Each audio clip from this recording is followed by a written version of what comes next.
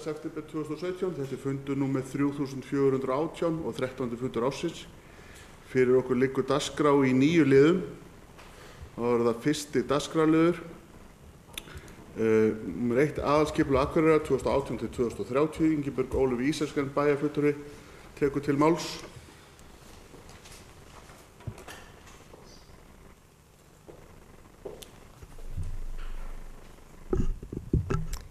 Forseti, ágætu bæjarfulltrúar.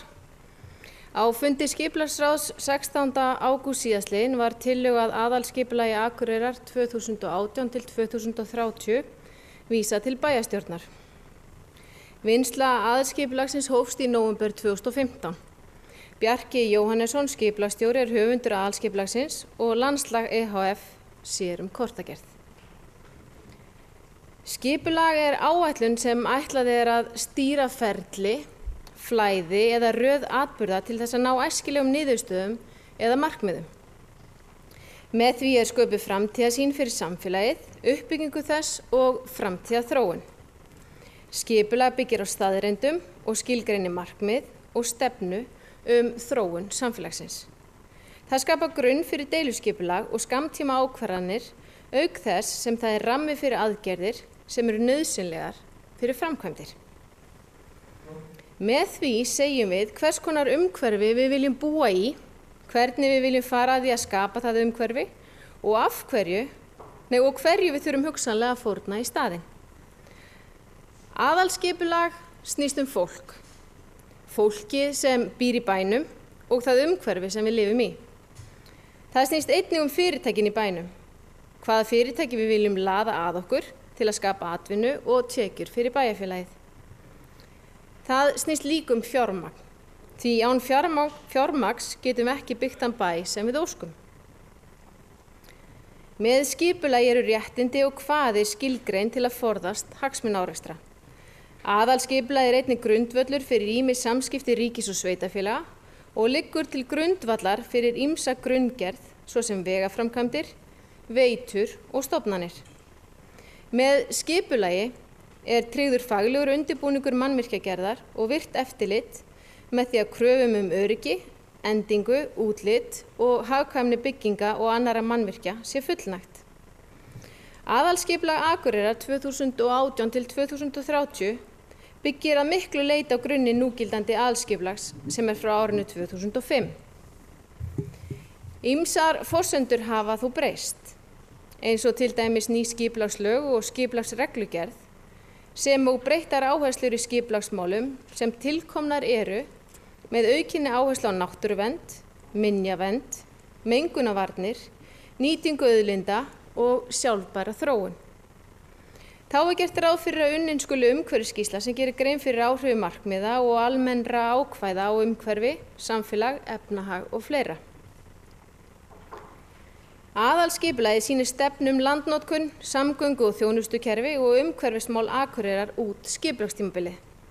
Það sýnir hvernig byggðin ætlað að þróast og veitir upplýsingar fyrir þá sem hyggja á búsetu eða framkvæmdir hvaða möguleikar eru fyrir hendi og hverjir kostir sveitarfélagsins eru.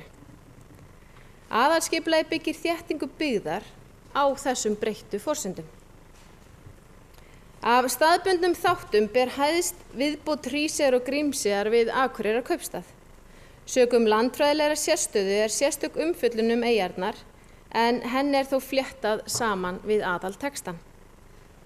Af öðrum breytingum má nefna stækkun miðbæjarsvæðisins til norðurs og suðurs, sem gefur aukna möguleika útfærslu þessara svæða með það að markmiði að styrkja miðbæinn.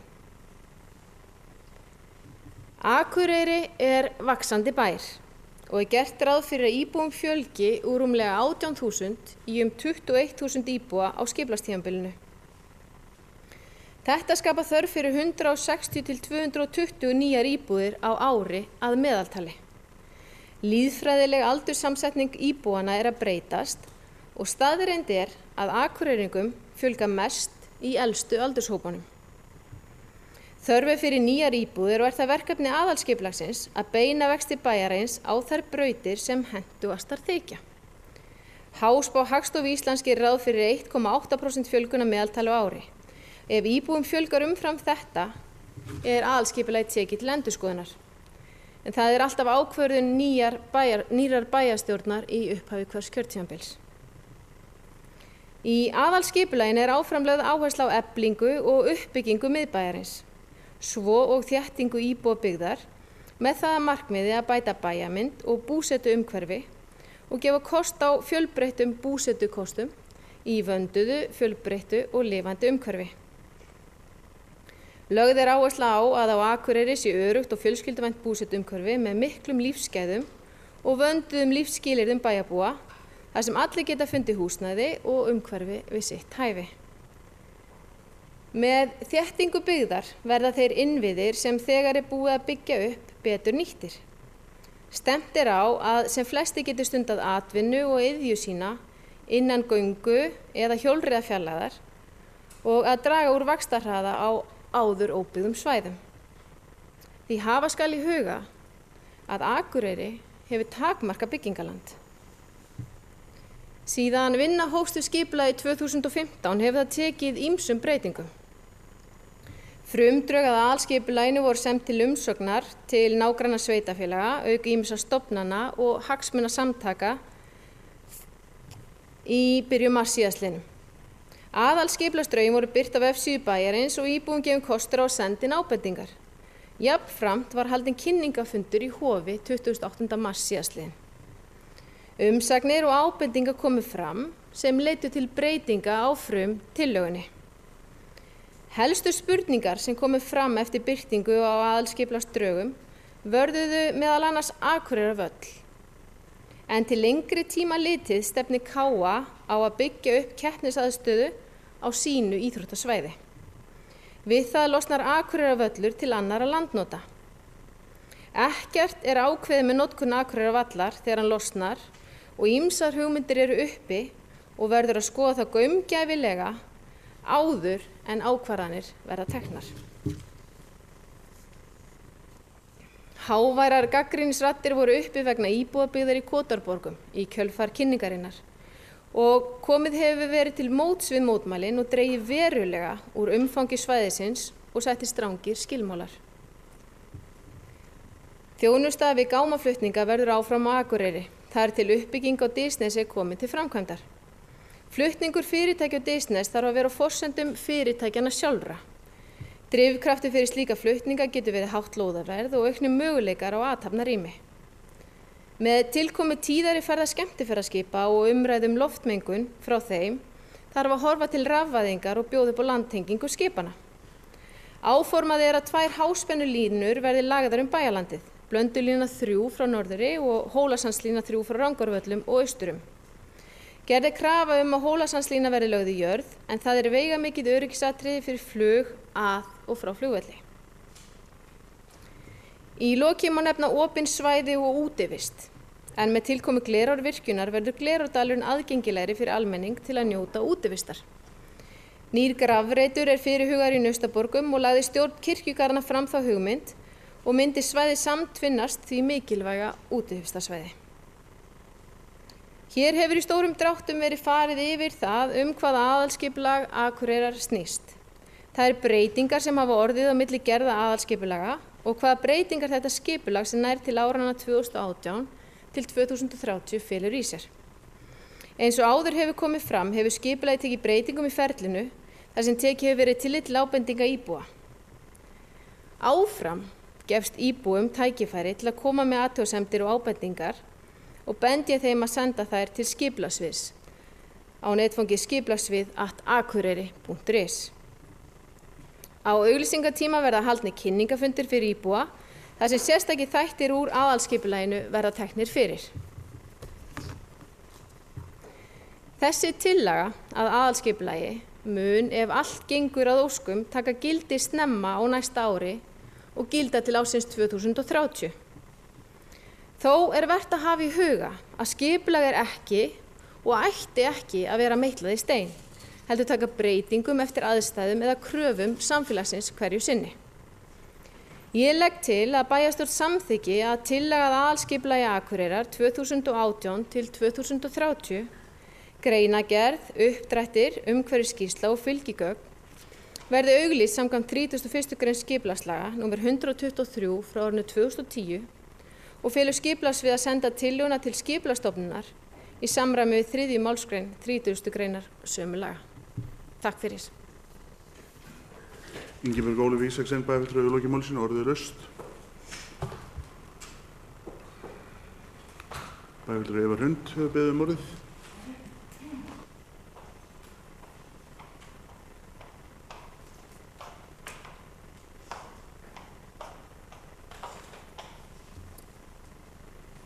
Forseti og ágætu bæjarfulltrúar.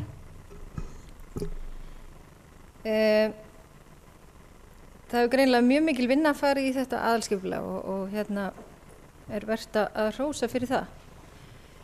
Ég hefði reynda vilja sjá aðeins lýðræðislegri vinnu fyrr í ferlinu en ég er mjög spennt og bíða eftir þessum fundum með íbúum aftur þar sem hvert málefni kannski málefni verður flokkuð og tekið fyrir. Ég hefði kannski viljað sjá þannig fundi áður en við settum það saman í eitt skjal.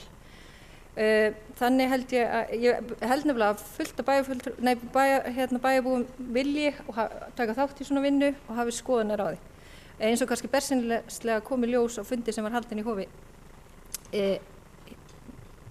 þar sem kynning var á þessu aðalskipulagi.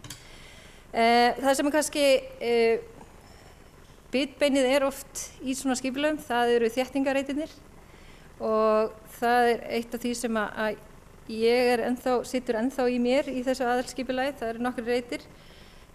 Ég er til dæmis mótfallin því að við setjum aðalskipulagi þéttingu við íþróttafélögin, þau stóru, bæði Þór og Káa. Við erum nú þegar í vinnu hér, stefnumótunar vinnu varðandi íþróttamálin í bænum og hafa komið upp tillögur það að fækka íþróttafélögum til muna og efla þessi stóru sem getur haft það í för með sér að starfsemi þeirra muni breytast til muna og kannski þarf þau önnur húsnæði eða aðrar íþróttagreinar að komast á þau svæði sem fyrir í dag. Þannig að ég er ekki á því að við eigum að þétta þau reitir sem eru við svæði Þórs og Káa. Eins ég er alveg á því að ég er með þéttingu byggðar, þannig að það komi skýrt fram, en mér finnst þetta vand með farið.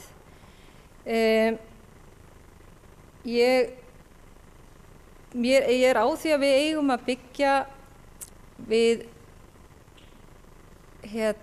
þar sem að leikskólarnir eru, Pálmholt og Flúðir, og þar eigum við bara að byggja mjög hátt. Ég held að það svæði þoli það mjög vel og þannig bara nýtum við landi betur og eigum því ekki kannski að fara inn á þetta fallega græna svæði sem við eigum við háskólan og er að mér sagt og ég nota sjálf, mikið notað. Þannig að við verðum að passa upp á það svæði og ég veit að það er alveg heit umræða það svæði í bænum og mér finnst bara að við eigum að hlusta á þær raddir. Og það er reyndar, ég veit að við sé alveg við höfum dregið þar úr, en mér finnst við ekki hafa dregið nægilega úr í aðalskipulaginu.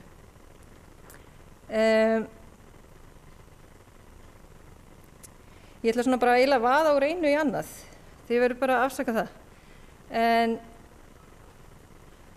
ef við förum aðeins í atvinnulífið, megin stoðir atvinnulífs verða áfram sterkar, byggt verða á þeim styrk sem fyrir og nýjar atvinnugreinar efldar. Bara mjög gott og gilt, síðan er þarna nefnt nokkra atvinnugreinar sem við ætlum að leggja áherslu á.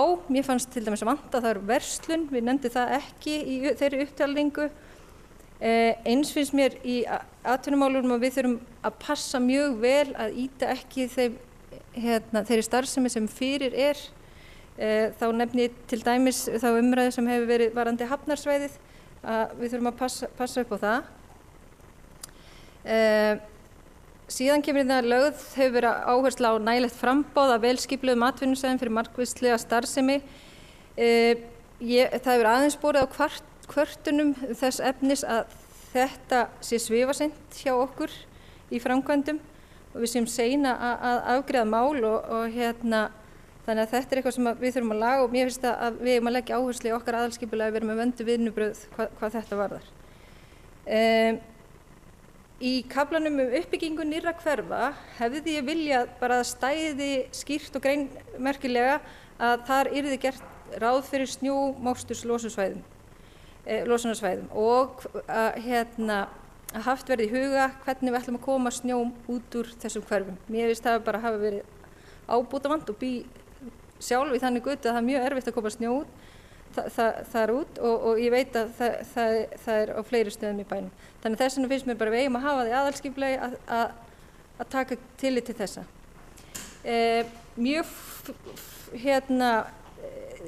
Það er talað upp að við ætlum að vera með svæði fyrir hjólhýsi og stærri bíla og þess aftar sem er mjög jákvætt og við erum að vinna í því í dag.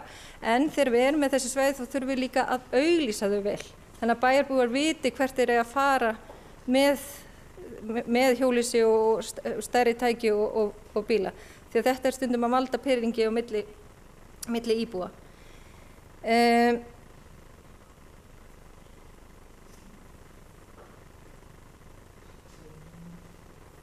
Já, ég er mjög ánægð að sjá að það sé búið að minnka áformandi byggingamagn á íþróttavellinum og dreifðu svolítið úr umræðu á byggingar þar. Ég er alveg á því að það megi byggja á því svæði en að það er líka vera opið svæði sem við getum nýtt í annað og ég veit að það eru fleiri bæjarfulltrúar mér sammála þess efnis og við eigum að nota þetta svæði líka til að tengja Glerártorg og miðbæinn betur saman. Við höfum rætt þetta áður þannig ég veit að það eru fleiri á þessum nótum. Ánægð að sjá kaflan varðandi umferðaröryggið að meðal annars skal tryggja skólabörnum öruggar gönguleiðir milli heimilis og skóla og síðan kemur annar kafli varðandi sjávarflóðin á Akureyri. Mér fannst gert mjög lítið úr þeim áhættu þætti, bara með það að það er bara nokkur ár síðan að hér flæddi upp úr öllum holræsum og ég veit allan í fyrirtækinu Norðlenska fór allt og flott, þannig að ég hef pínu áhyggjur að við sem að gera of lítið úr þeirri vá. Það var nú varla næstum að ekki að taka það fram en ég er mjög ánægð að sjá breytingar Glerárgötuna, þann texta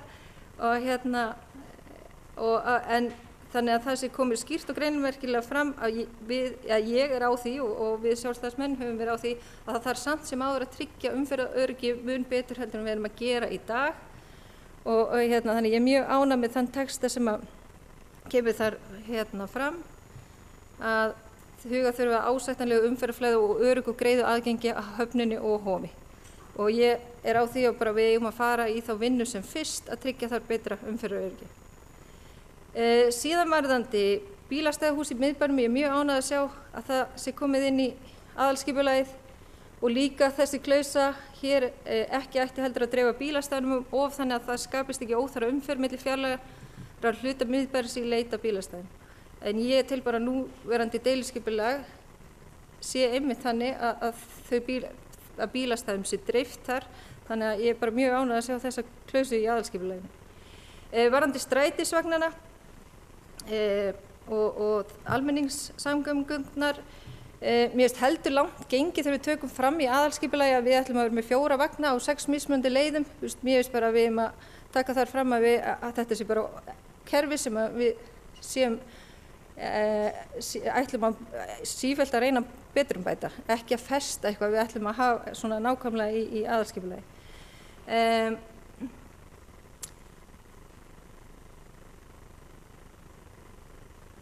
Síðan er náttúrulega minnst á það að við viljum búa hér til fjölskylduvænt umhverfi og við erum með það í dag en ég held samt að við þurfum að gera enn betur. Mér finnst samt svolítið vanta að þegar við komum inn á aldursskiptinguna í aðalskipulaginu sem er náttúrulega stór áhættuþáttur að við erum að eldast mjög hratt og það verða mun færri til að hugsa okkur og okkar afkomendur í ellinni heldur en er í dag.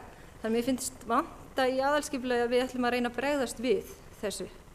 við erum að taka þetta fram að þessi vá en mér finnst að þau eiga að koma fram og við ætlum að reyna að bæta úr þessu. Til dæmis með vistunarúrræðum sem eru ekki greinilega í lagi hér hjá okkur í dag og hefur verið umfjöllunarefni í fréttamiðlum að sé ábótavant, og þetta er eitthvað sem við þurfum bara strax að bregðast við. Mér finnst við eigum að búa til samfélag sem að hvetur til barneigna og stór þáttur í því einmitt vistunarúrræði.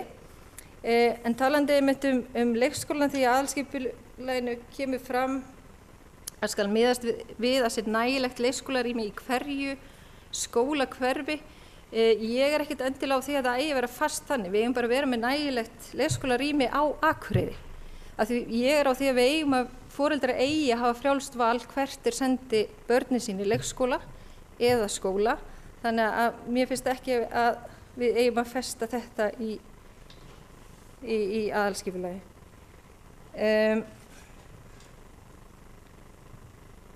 Ég er örugglega að gleyma einhverju hérna.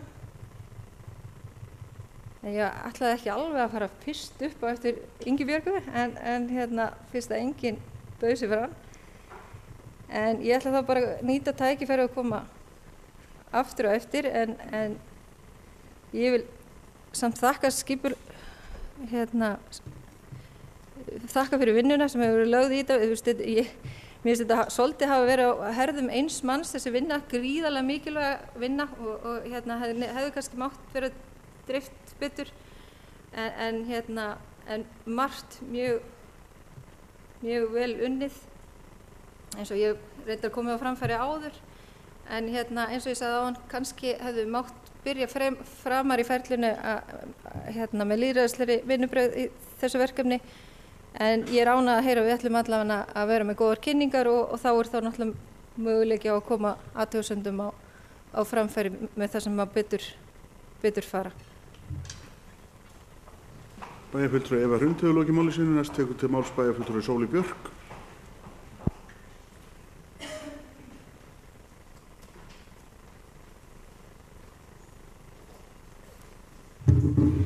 Forseti og ágætu bæjarfulltrúar. Við náttúrulega erum bara að samþykkja að fara með þetta skipulega auglýsingu, þannig að svo sem ekkert endilega óeðlilegt að við séum ekki hérna í einhverjum brjálæðislegum átökum málið, en það eru líka nokkur atriði sem ég langaði til að koma inn á sem að einmitt geta, bæði svona almennt og líka sem að við getum haft í huga við þetta kynningaferli sem að eftir er. En ég vil einmitt líka byrja á því að þakka fyrir góða vinnu, af því ég er alveg sannfærð það að þetta skipulag sé mjög vel unnið og það hefur verið mikill metnaður lagður í það. Það hefur verið mikil samræða við bæjarbúa og fleiri og það hefur verið tekið marka og tekið tillit til margra athugasemda sem hafa komið fram og það er bara mjög gott og mjög ánægð með það. Þarna í þessu aðalskipulagi er til dæmis lögð áhersla á húsaverndun og verndun húsaraða og ég vil bara koma því að ég er sérstaklega ánægð með það. Mér finnst það mjög mikilvægt og þakka skipulagsstjóra sérstaklega fyrir að svona vekja sérstaklega athygli á því.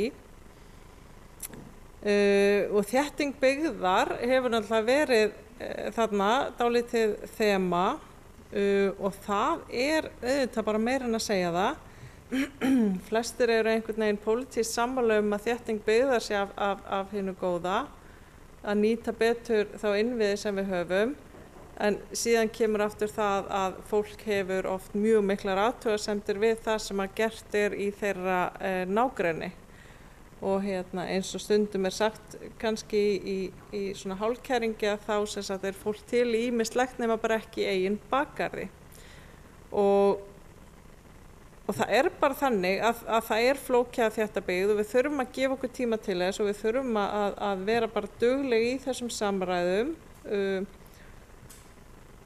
Og fara af stað þar sem og við erum auðvitað í heilmikilli þéttingu byggðar hérna í miðbænum og það er heilmikil uppbygging og heilmikil að gerast og en ég held að sé bara gott að taka tíma í þetta og hlusta á fólk og þær athugasemdir sem fólk hefur, taka rökræðuna því auðvitað eru bara rök með og á móti og það er ekki þar með sagt að þurfa alltaf að láta undan athugasemdum en hins vegar þarf að hlusta á rök og færa rök á móti og ég held að það sé og hafi verið ágætlega gert eins og til dæmis í Kotarborgum þar sem komu fram mjög harðar athugasemdir og þar sem að breytingar voru gerðar, svo má alveg hugsanlega skoða það hvort að þessar breytingar og þetta auðvitað þetta samtal sem við erum að fara í núna í auglýsingaferlinu að þar hægt að taka samtalið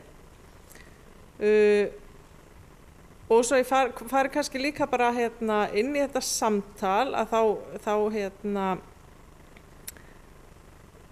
við höfum oft sagt og sem bæjarfulltrúar hafa haft sérstaklega mikið orð á því að þetta sé okkar lýðræðislegasta þáttur stjórnkerfisins, það séu skipulagsmál og þau séu bara sérstaklega lýðræðisleg og það má alveg til sanns vegar færa því að það er mikið gert úr auglýsingum og sérstaklega hefur skipulagsráð núna á þessu kjörtímabili staðið sér mjög vel í að halda upplýsandi kynningafundi en það má samt alveg gera betur og það er alveg hægt að gera betur vegna þess að það er ákveðin hluti bæjarbúa og það er bara þannig að það er bara ákveðin hluti fólks sem á mjög gott með að koma sínum skoðunum á framfæri og líður vel á fundum, opnum fundum að tala fyrir sínum málum og finnst gott að leggja fram athugasemdir og setja fram undirskriftarlista eða senda tölvupósta en það er fullt af fólki sem á erfiðara með þetta frumkvæði en það er samt fólk sem við viljum líka vita hvað finnst og það er fólk sem eru alveg mikla skoðanir á umhverfi sínu eins og þeim sem að hærra leikur rómur og ég myndi gjarnan vilja sjá þó ég verði bara að endurtaka hrós mitt til núverandi skipulagsráðs að það er búið að standa sig betur heldur en oft áður í að kynna málin en þá er hægt að gera miklu betur og það er hægt að sækja þessar raddir og þessar skoðanir til fólks sem er ekki endilega að trána þeim fram og það er mikilvægt þannig að ég vil bara hvetja skipulagsráð og skipulagsstjóra til þess að taka ennþá meiri skref vegna þess að alskipulag eru þetta gríðarlega mikilvægt plagg og mikilvægast að sem flestir komi að og því fleiri sem í raun og veru koma að því og þá hugsanlega í formi spurningalista, spurningakannana það er hægt að spurja fólk það þarf ekki alltaf að bíða eftir að fólk segi og en því fleiri raddir sem við höfum því betra er skipulagið. Það er kannski eitt líka annað sem langaði sérstaklega að gera athugasemdir við, það er stíga og hjólastíga skipulagið. Ég held að við getum gert betur þar og það er eitthvað sem ég held að við ættum kannski að hugsanlega að skoða betur og hugsanlega munu koma einhverjar athugasemdir þar að lútandi. Það er ofboðslega mikil aukning á hjólreiðum hérna í bænum, þrátt fyrir brekkurnar, en það er líklega því að það er aldrei rok hérna og mjög sjaldan rigning. Og þannig að fólk er að nota hjólreiðar í auknum mæli til þess að fara leiða manni hérna. Ég sagði sjaldan rigning, það er rigningu núna.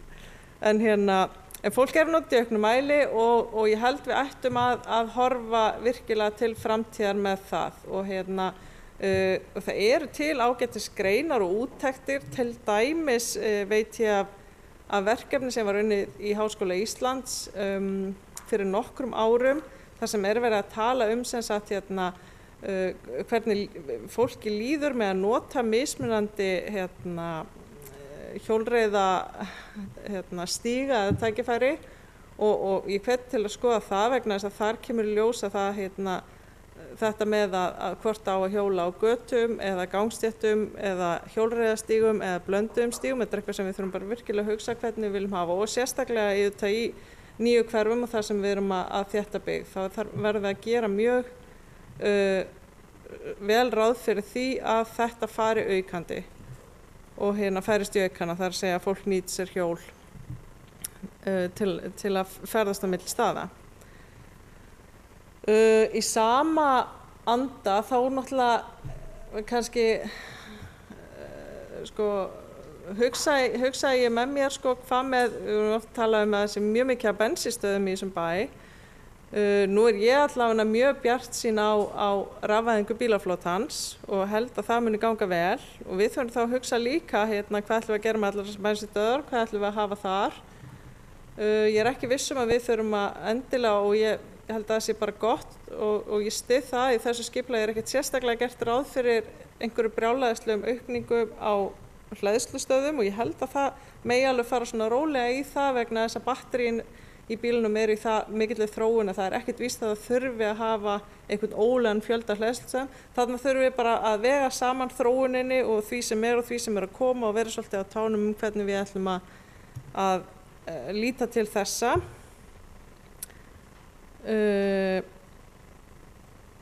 Ég tek aðeins undir með bæjarfulltrúa Evu íbúafjölgunina. Ég held að þessi íbúafjölgunarspá sem í aðalskipulaginu eins og það sett fram sé raun og veru mjög góð. Það að segja hún sé mjög raunhæf ef ekkert að gert. En þá kemur spurningin, viljum við ekki gera eitthvað? Viljum við ekki setja einhvern veginn háleitari markmið íbúaþróun?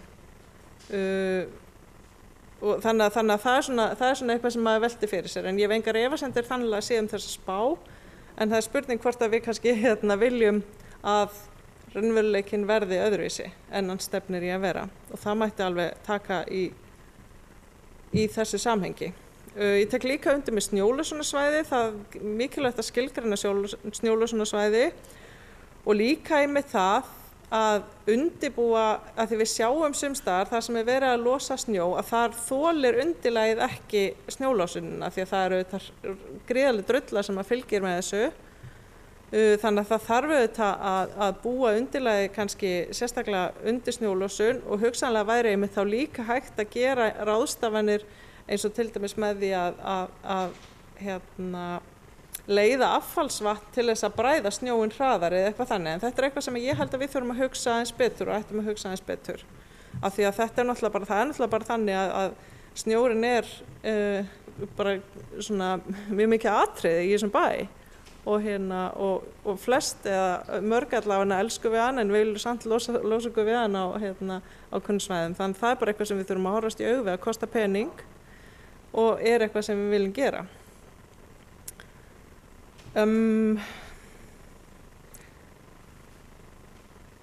Ég ætla að benda á kannski bara svona í umræðinu þéttingu byggðarinnar að ég skil ekki alveg af hverju það ekki þétt þarna sunnan við Bíkósvæði. Þar alveg óbærslega mikið bara graslendi.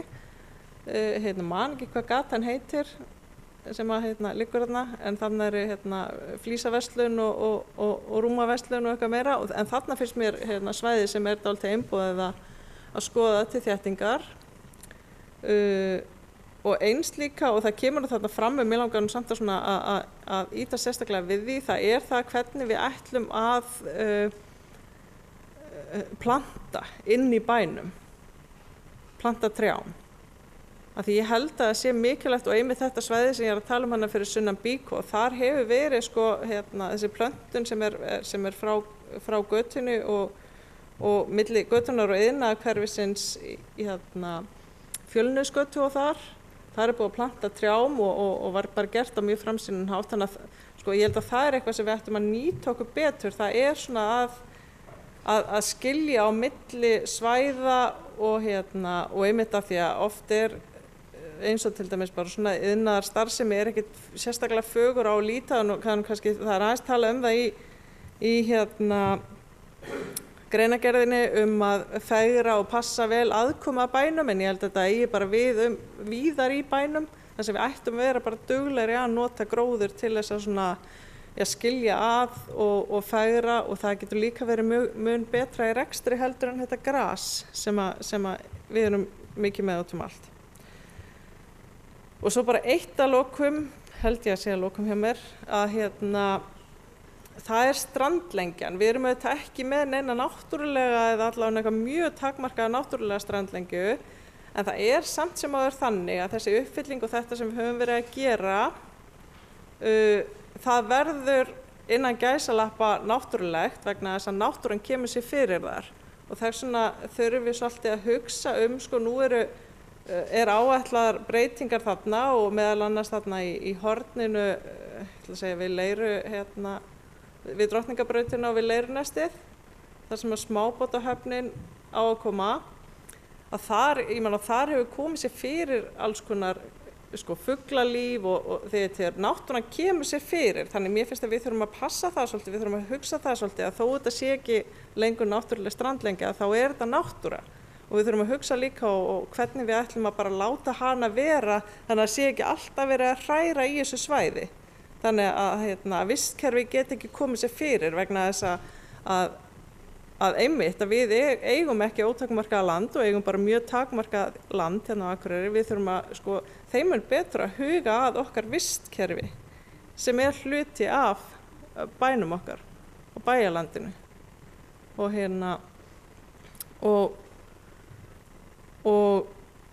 bara hafa það í huga og vera meðvituð það vistkerfi sem inn í bænum. Þetta ekki bara við og Steinslepan, þetta svo mikið annað og við þurfum að hafa það með.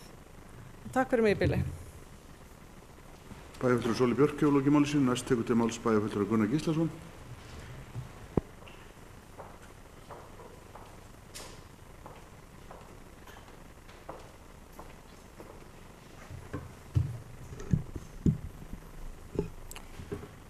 Forseti og ágætu bæjarfulltrúar, ánægjulegt að sjá ykkur aftur.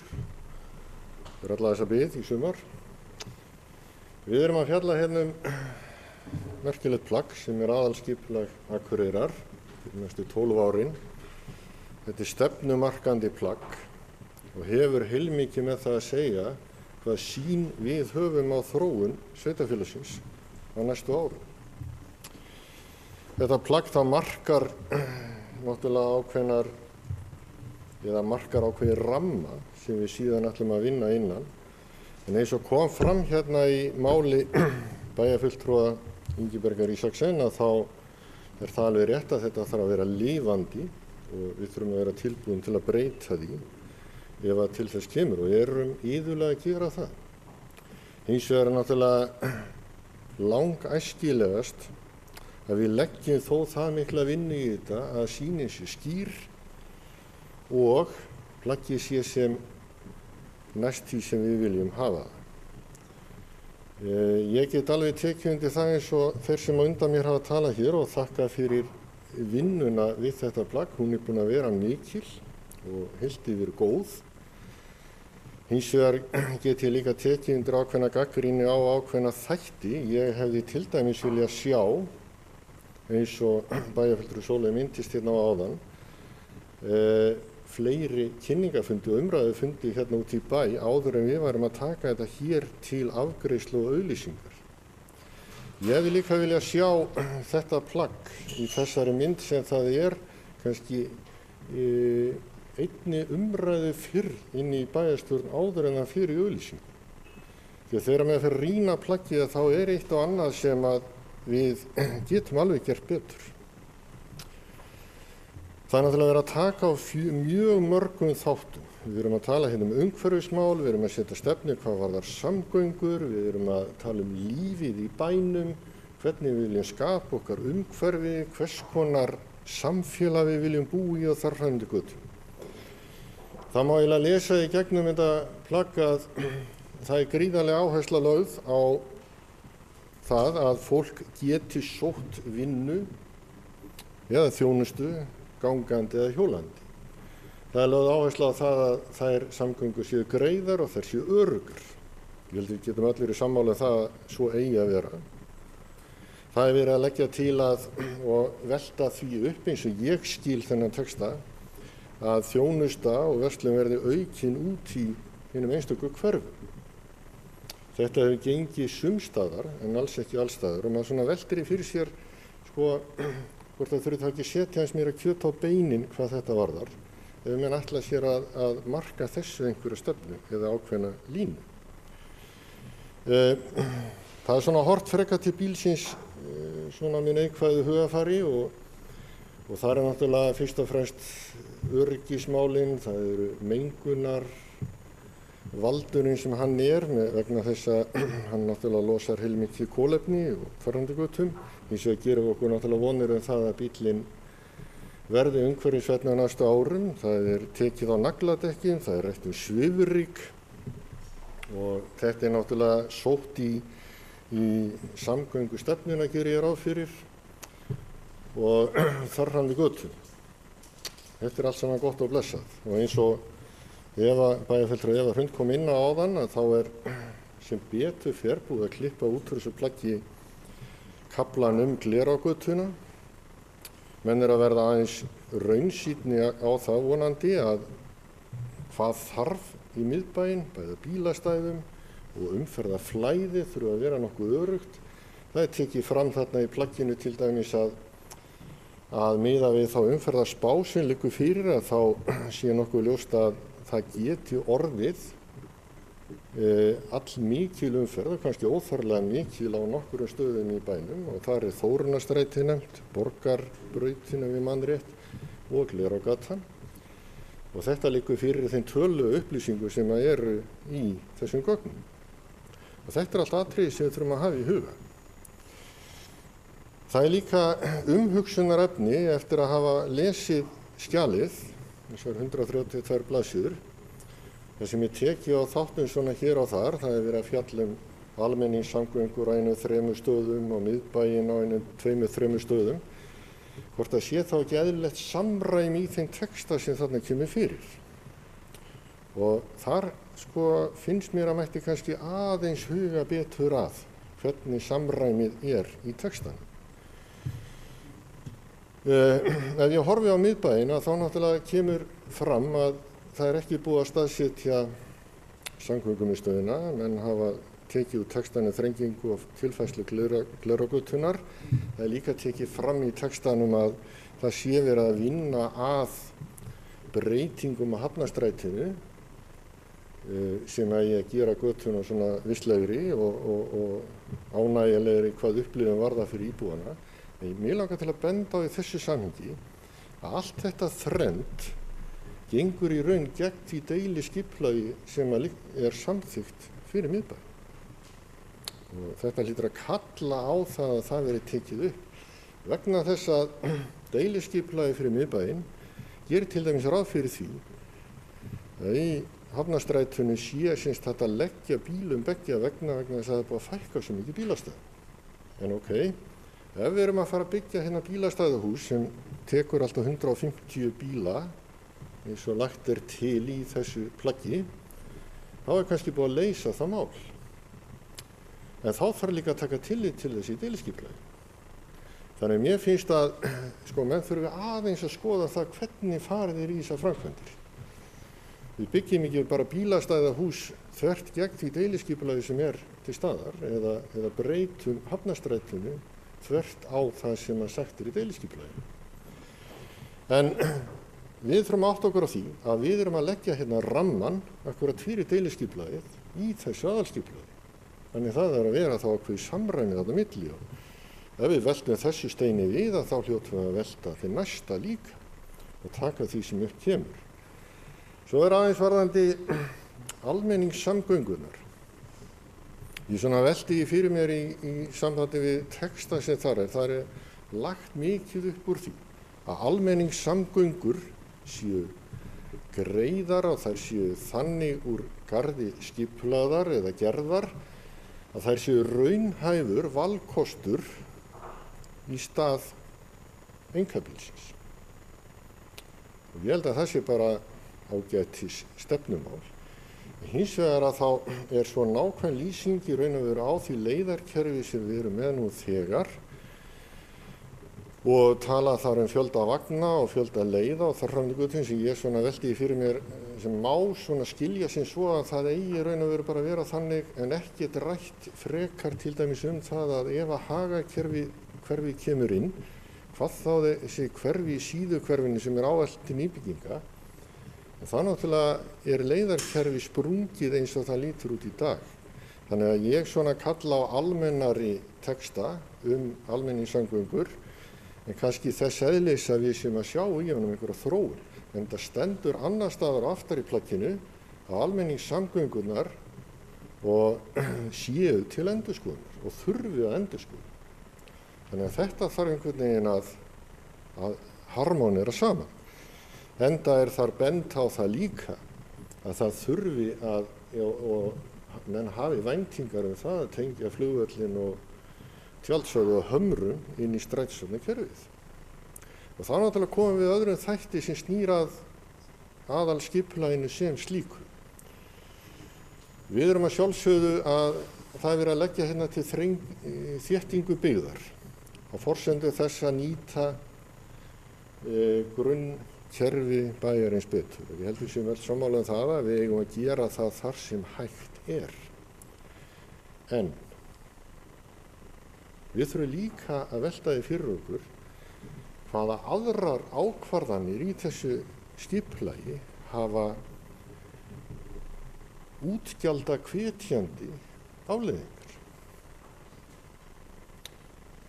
Almenningsvagnakerfið og það kerfið sem við erum að byggja, það hlýtur að kalla á ákveðin útgjöld og við þurfum bara aðeins að velta þessu fyrir okkur.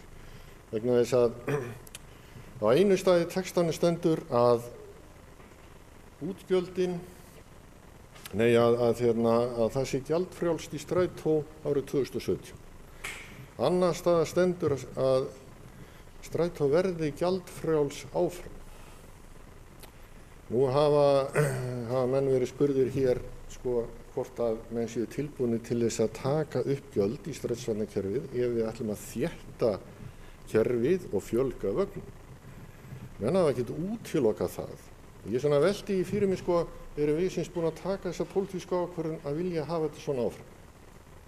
Ég held að vera æskilegt, en við þurfum þá líka að taka þá ákvörðun. Þannig að þetta eitt af þessum stórum málum. Annað sem að til dæmis mér finnst vanta alfarið í þessu umræðu, það þetta mál sem við stöndum frammi fyrir í dag og fólk geta aldrei upptekið af í umræðinni og það dagvistunarmál barna. Dagvistun eða leikskóli. Hér rætt leikskóla og eins og bæjarfulltrúi Eva Hrund benti á að þá verið að binda þar leikskólana við ákveðin skólahverfi sem ég held að sé alrangt að gera vegna þess að hverfin þróast þannig að það ég held að sé aldrei hægt í raun og veru að hafa þetta þannig að þú sért alltaf með næg leikskólarými í hverju hverfi. Heldur eigum við bara að horfa á bæinn sem heild og hafa þar næg leikskólarými. Hins vegar ekkert rætt það. Hvernig ætlum við að brúa bilið frá því að fæðingarorlofi lýkur þar til að leikskólavistin hefst samkvæmt stefnu bæjarins. Eins og hún núna, af því að það bara að tala leikskólaaldur í þessu plaggi og leikskólaaldurinn í dag hefst við 18 mánaða aldur í september, stundum ekki fyrir við 26-27 mánaða aldur ef að barnið fætt seint á árinu. Þannig að við þurfum aðeins að velta því fyrir okkur hvað ætlum við að gera í þessu? Ætlum við að tryggja einhvert kerfi þannig að ungt fólk sjáu það að það sé gert ráð fyrir því, þörfin þeirra sé mætt og það sé þess vegna tilbúið til að flytja í bæinn ef þá annað borð hefur atvinnu. Þannig að þetta eitthvað sem ég held að ef að menn á annað borð að ræða skólamál, ræða íbúaþróun, þá eiga menn að taka þetta inn. Þetta bara grundvallaratriði. Og eins og bæjarfulltrúi Eva Hrund benti hérna á áðan, þá þarna í skjalinu þessi aldurspíramídi sem sýnir breytinguna frá 1998 til 2015. Og þetta vægast sagt skuggaleg þróun. Við verðum bara að horfast í augu við það. En hvað það sem breytir því, þessum píramída? Hvernig ætlum við að gera það? Það kemur ekkert fram með það, eins og við hafa bent á. Og það bara alvarlegt mál. En við vitum það öll, ef við viljum vita það, að ef við ætlum að fjölga íbúum hérna í bænum og barnafólki til dæmis, þá tvennt sem þarf til í grunninn. Það fyrsta lagi, eða þrennt. Það fyrsta lagi atvinna, það öðru lagi húsnæði og þriðja lagi örugg úrræði fyrir fólk með börn á ungum aldri. Við bara verðum að horfa stöðu við það. Hvað ætlum við að gera í þessu? Það þýðir ekkert að vona, við verðum bara að fara að skoða eitthvað verðum við að gera. Það er nefnt hérna á einu stað í þessu plaggi, í einu markmiðinu tekið fram að það eigi meðal annars að gefa samtökum sem ætla að byggja íbúðarhúsnæði, svo kallar non-profit eða án hagnaðarkröfu, skilgreindan forgang í skipulagi. En það er ekkert rætt nánar. Ég til dæmis velti fyrir mér, hver er þessi skilgreindi forgangur? Það er eitthvað sem við hljótum að þurfa að velta fyrir okkur líka. Þetta er hápólitíska spurningar. Þannig að það er að nóg að taka í þessu, og ég velti líka fyrir mér að því að það var nefnt hérna með leikskólana. Það stendur hérna á einu stað að þegar að íbúðarhverfi eru hönnuð þá skuli taka tillit til skólabygginga. Og þar er nefnt sérstaklega og má skilja textana þannig að það eigi að hanna hverfið út frá því hvernig skólinn er áætlaður. Þetta held ég að sé, þarna sé nú að taka ekki á undan hænni. Skólinn hlýtur að taka mið af því hverfi sem hann er byggður í. Þetta hangir á þessu saman og við þurfum ekki að taka annað fram yfir hitt. Það er svona atriði sem ég held að við þurfum að skoða miklu betur í þessum texta og má skýra þannig að það sé engin vafi á. Það var rætt hérna þessum íbúðaþróunina og ég get alveg tekið undir þau orð sem hafa fallið hér að íbúðaþróunin og þær tölur sem þar eru lagðar til grundvallar er að mínu viti bara alveg í takt við raunveruleikann og kannski full bjartsýnar miðað við allavega fjölgunina síðustu 6 ár. En þá spyr maður sjálfan sig, ætlum við að miða við síðustu 6 ár eða ætlum við að miða við eitthvað sem við viljum sjá gerast? Ef við viljum hafa áhrif á það hvernig þessi þróun verður, þá grípum við til einhverja aðgerða. Og það er hér lagt upp með að það verði byggðar á þetta bilinu 160 til 220 íbúðir á ári, sem við segja að þetta sé jafnvel og lítið. Það er ekkert endilega víst en það byggir náttúrulega á því hvers konar íbúðaþróun verður hérna og hvort það gengur eftir að meðal fjöldi íbúð fara úr 2,6 í 2,3 íbúða. Það er náttúrulega þróun sem er búin að vera lengi að það fækkar alltaf íbúðum per íbúð en þetta er náttúrulega samt sem áður atriði sem við þurfum að hafa í huga og hefur náttúrulega áhrif þá á þetta. Það kemur líka hérna fram í greinagerðinni að það eru tæplega 900 íbúðir af þessum 7.000 eða tæplega 8.000 íbúðum á Akureyri í dag sem eru í eigu annarra en eiga lögheimili hérna á Akureyri. Við gerum náttúrulega ráð fyrir því að sú þróun jafnvel haldi bara enn frekar áfram. Ég held við þurfum að gera ráð fyrir því að íbúðir sem eru notaðar í Airbnb gistingu, það haldi áfram. Og þannig að það eru svona margir óvissu þættir í þessu sem geta haft áhrif á þetta. En ef skipulagið er lifandi og við erum tilbúin til að taka þetta upp, að sjálfsögðu breytum og tökum tillit til þróunarinnar. En við verðum líka að gæta þess að lenda ekki í þeirri stöðu að vera of langt á eftir þróuninni í ákvarðanatöku hérna hjá bæjarkerfinu.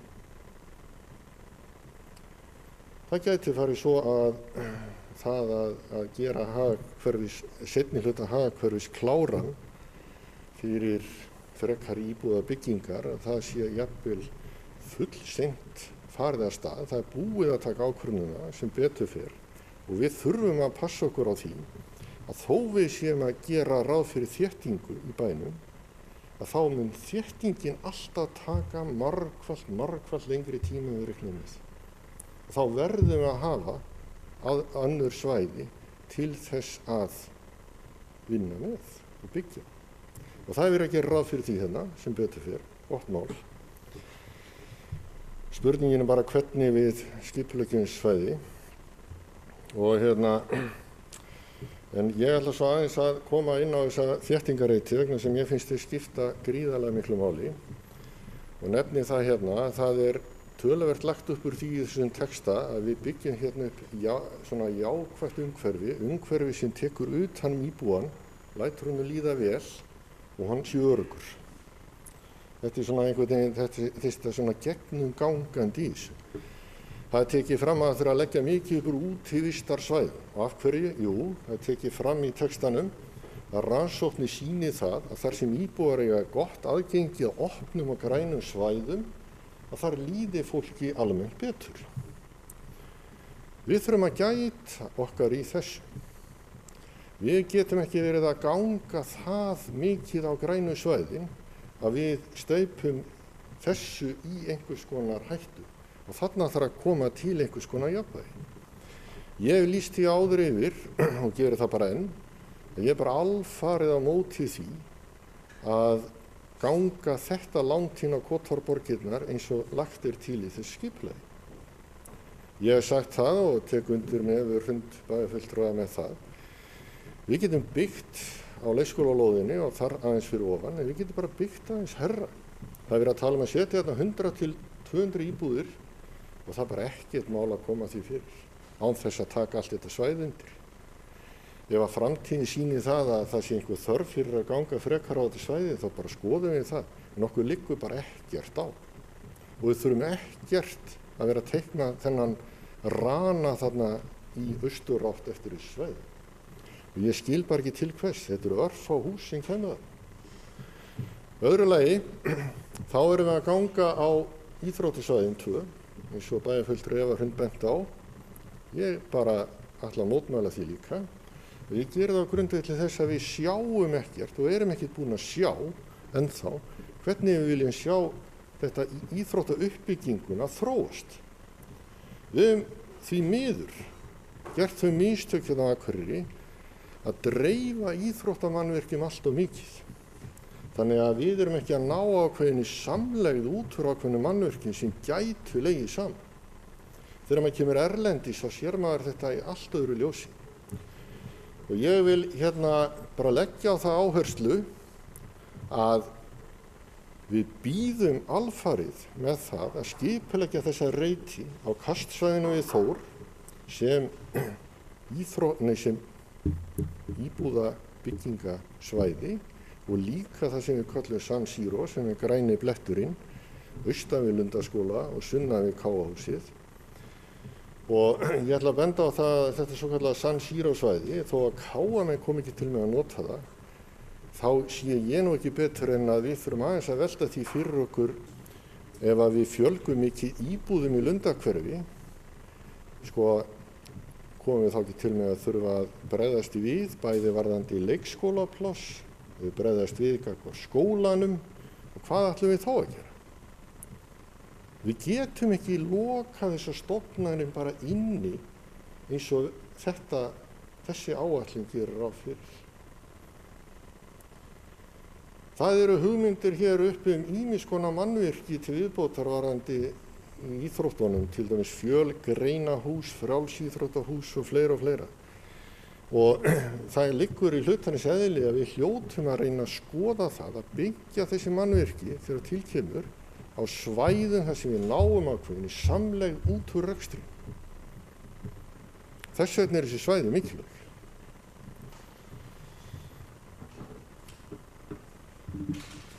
En það til dæmis, þó að það sé komið víða við í þessu skipulagi, þá sumt sem að svona maður veltir fyrir sér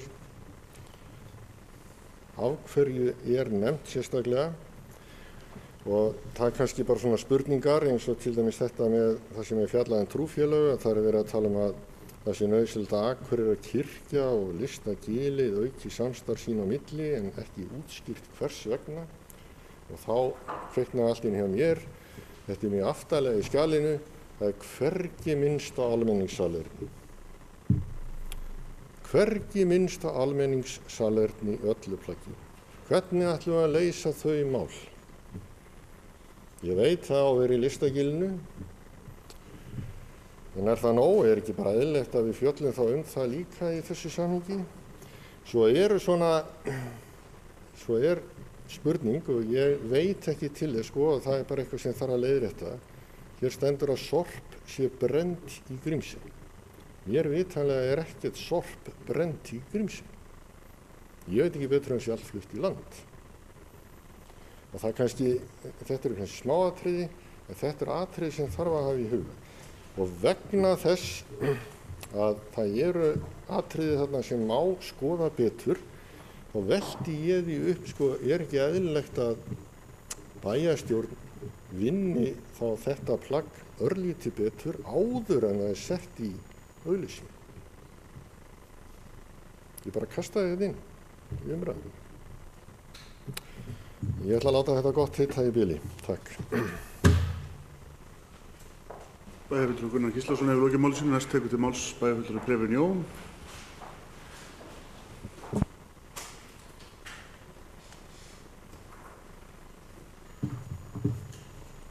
Forseti, bæjarfulltrúar. Ég þakka fyrir bara mjög ítarlega greinargerð og nokkuð skemmtilega vinnu. En það er þannig að skipulagsmálin virðast vera þannig að hvar sem maður kemur, hvern sem maður hittir, þá hafa allir vit á skipulagsmálum nema skipulagsráð eða skipulagsstjóri. Það virðast vera þannig umræðinni, en það gerir umræðinu svolítið líflega og skemmtilega. Ég er ekki endilega sammála því að það sé þannig. Skipulagsráð og skipulagsstjóri hafa gert mjög skemmtilega og hugaðar tillögur stundum. Farið svolítið út fyrir bóksið, hent fram hugmyndum sem að sjálfsögðu hafa vakið upp tilfinningar. En mér líkar svolítið vinnubröð. Maður kann koma fram, fara út fyrir bóksið og ræða málin og fara af stað. Því það eru tvær hliðar á öllum málum.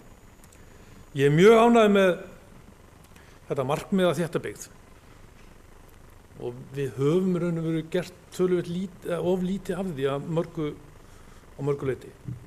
Ég var ánægður með að sjá það að það var búið að henda fullt af byggingum á Akureyrarvöll.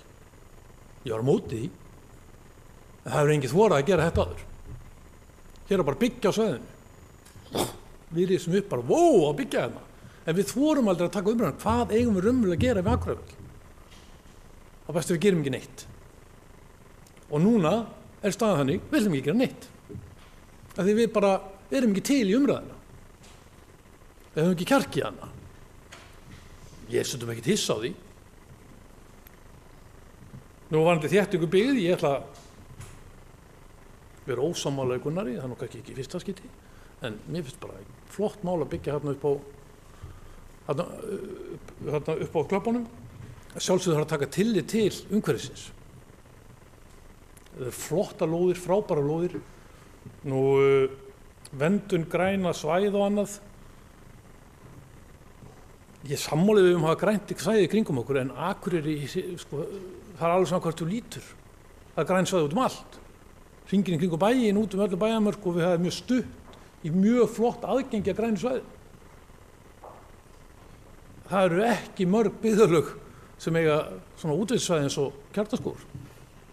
Það er frábært að koma þangað í dag. Mætti vera strætó þangað.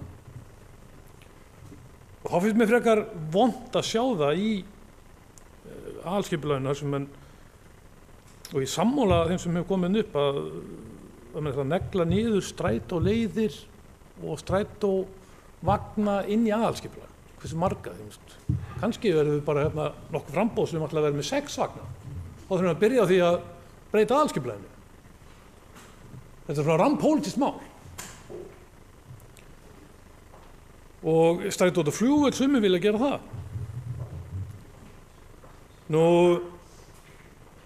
Gunnar kom aðeins inn á hérna áðan og gaman að hlusta á en hann kom inn á áðan að það væri verið að taka tillit til skólana, skólauppbyggingar.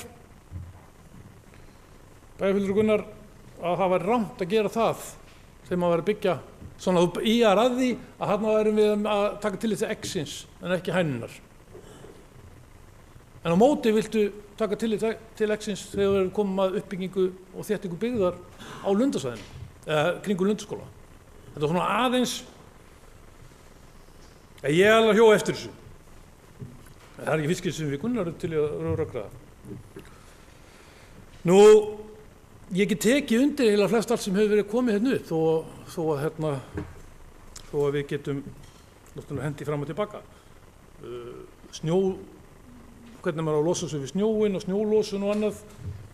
Mér fannst svolítið flott setning og flott viðhorf sem kom hérna þegar formaður skipulagsnefndar á sín tíma kom hérna hélt stefnuræðu sína fyrir rúm ári síðan og talaði það að við ættum að byggja Akureyri og byggja upp Akureyri eins og hvernig að búa hérna vetrarlagi. Hvernig veturinn harður á Akureyri, sumrin sjá sig sjálf. Mér finnst það svolítið flott markmið. Hvernig ætlum við að búa hérna og hvernig ætlum við að hafa bæinn okkar flottan og aðgengilegan og auðvelda fólki lífið á veturnar. Við erum alltaf hannað eins og þetta lítur út á sumrin. Og þarna megum við svolítið huga meira því hvernig losum við snjó, hvernig bætum við aðgengi, hvernig komast við betur í bæinn okkar. Og ég held að bíllinn allan, það þarf mikið að gerast til þess að við þurfum að leggja honum. Þannig að við þurfum alltaf að gera ráð fyrir hans sé til staðar. Þó að hjólamenning og önnur svona aðra samgönguleiðir og útivist sé vaxandi, þá á það oft mjög erfitt saman hjólreiðar og akandi bílar. Mér finnst mjög vont að sjá hjól á götunni í snjó. Ég held að það bara hættulegt.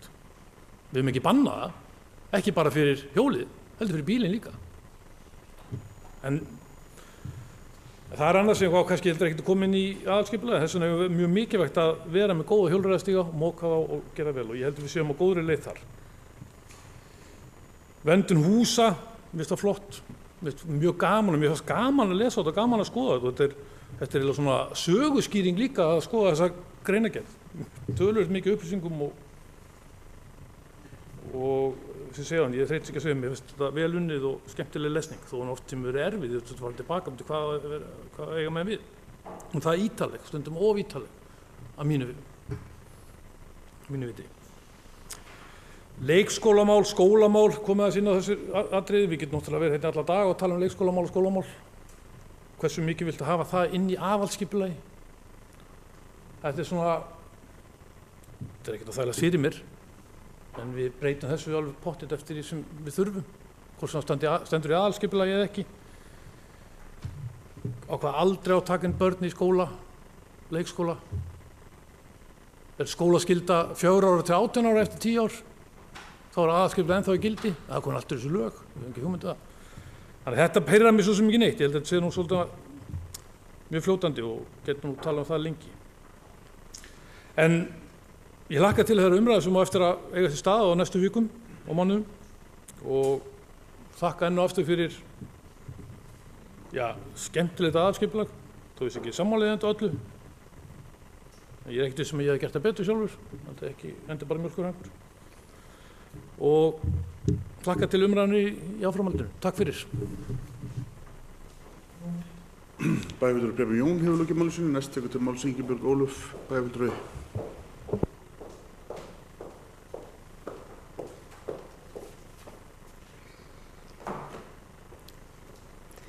Forseti, ágætu bæjarfulltrúar. Ég ætla að gera mitt besta hérna til þess að svara þeim spurningum og ábendingum sem hafa komið hérna fram í máli bæjarfulltrúa. Ég ætla að byrja hérna á bæjarfulltrúa Evu Hrund. Hún kom aðeins inn á þéttingaræti líkt og bæjarfulltrúi Gunnar Gíslason kom líka inn á þéttingu varðandi íþróttafélögin. Það er nú þannig að þéttingin hefur verið unnin í mikilli samvinnu við íþróttafélögin, bæði Þór og Káa. Varðandi Þórssvæði þá þarf kannski líka bara að huga því og auðvitað þurfum við að hugsa til framtíðar. En svæði sem Þór hefur núna til umráða eru 9,7 hektarar á móti 4,6 sem að Káa svæðið er. Þannig að þetta er umfram það sem að töluvert mikið umfram það sem að Káa menn hafa.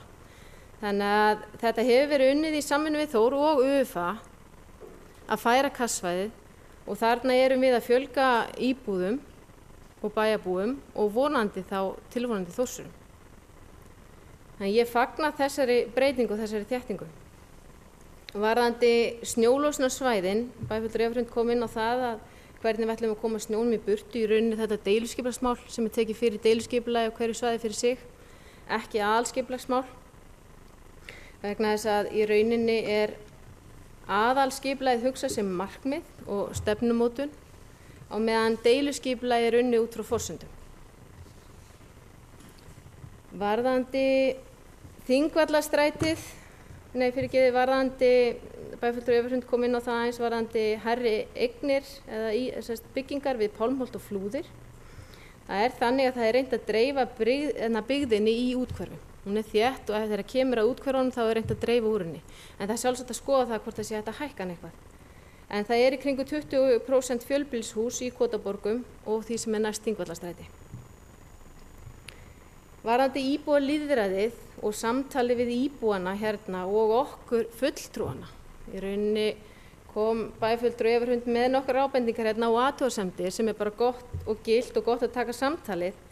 En okkur hefur samt sem áður boðist fjöldamörg tækifæri til að koma ábendingum áleiðis. Bæði í nefndum, á kynningarfundum, auk þess sem að við getum óskað hvenær sem bæjarfulltrúar og sem nefndarmenn eftir þetta að taka aðalskipulag inn á fund. Og það sjálfsagt mál og ég held að því ofta sem nefndir gera það þeim betur unnið. Varðandi íbúana og aðkomu þeirra að þessu, þá þetta þannig að vinnan við aðalskipulagið hófst í lok árs 2015, byrjun árs 2016 og Bjarki, skipulagsstjóri hér, var meðal annars ráðinn fyrst og fremst til þess að sinna vinnu við þetta aðalskipulag. Og svo hefur hann fengið nefndir og ráðið skipulagsráð með sér í vinnuna, hagsmunasamtök, íþróttafélög og fleiri aðila til að koma með ábendingar og eiga samtali við. Það ágætis ábending að þetta hafi ekki fyrr farið fyrir íbúa. Það var haldið kynningarfundur í mars síðastliðnum, en það var mat höfundar, Hans Bjarka, skipulagsstjóra, að ná í rauninni nógu góðu skjali til þess að leggja fyrir íbúa. Núna erum við að leggja til þetta farið til auglýsingar. Það tekur 6 vikur það ferli og meðan það ferli í gangi, þá munu vera haldnir kynningarfundir hvern þátt fyrir sig, vera auglýsti mjög vel, þar sem íbúum gefst tækifæri til þess að koma á fund og hlusta og taka samtalið. Og það eins og ég segi 6 vikna ferli að fara á stað þar sem við fáum tækifæri til að taka samtalið og koma með ábendingar.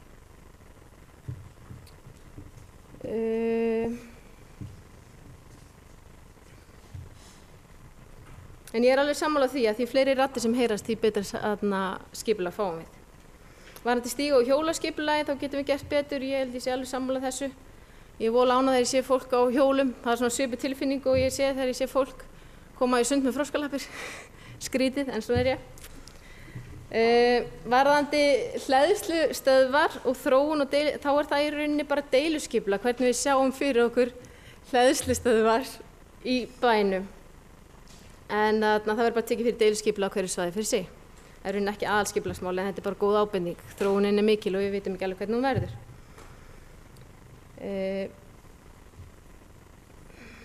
Það kom hérna fram í máli bæjarfulltrúa Sóleyjarbergar, þéttingu sunnan Bíkó. Þetta rauninni eitthvað sem bara vel hægt að skoða. Þetta samt mikið atvinnusvæði og kannski samt ekki alveg samleið með íbúabyggð einhverri, en það alveg hægt að skoða það frekar.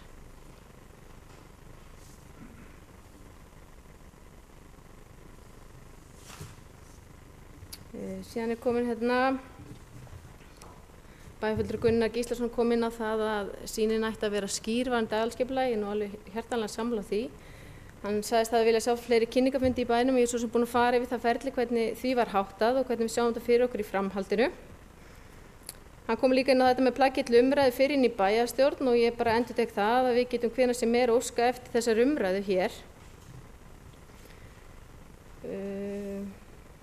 Og það í rauninni þannig að hann bæjarfulltrúi Gunnar Gíslason kom inn á það að það vantar kannski meira kjöt á beinin og nú leiðrétti mig fyrir mig rangt mál.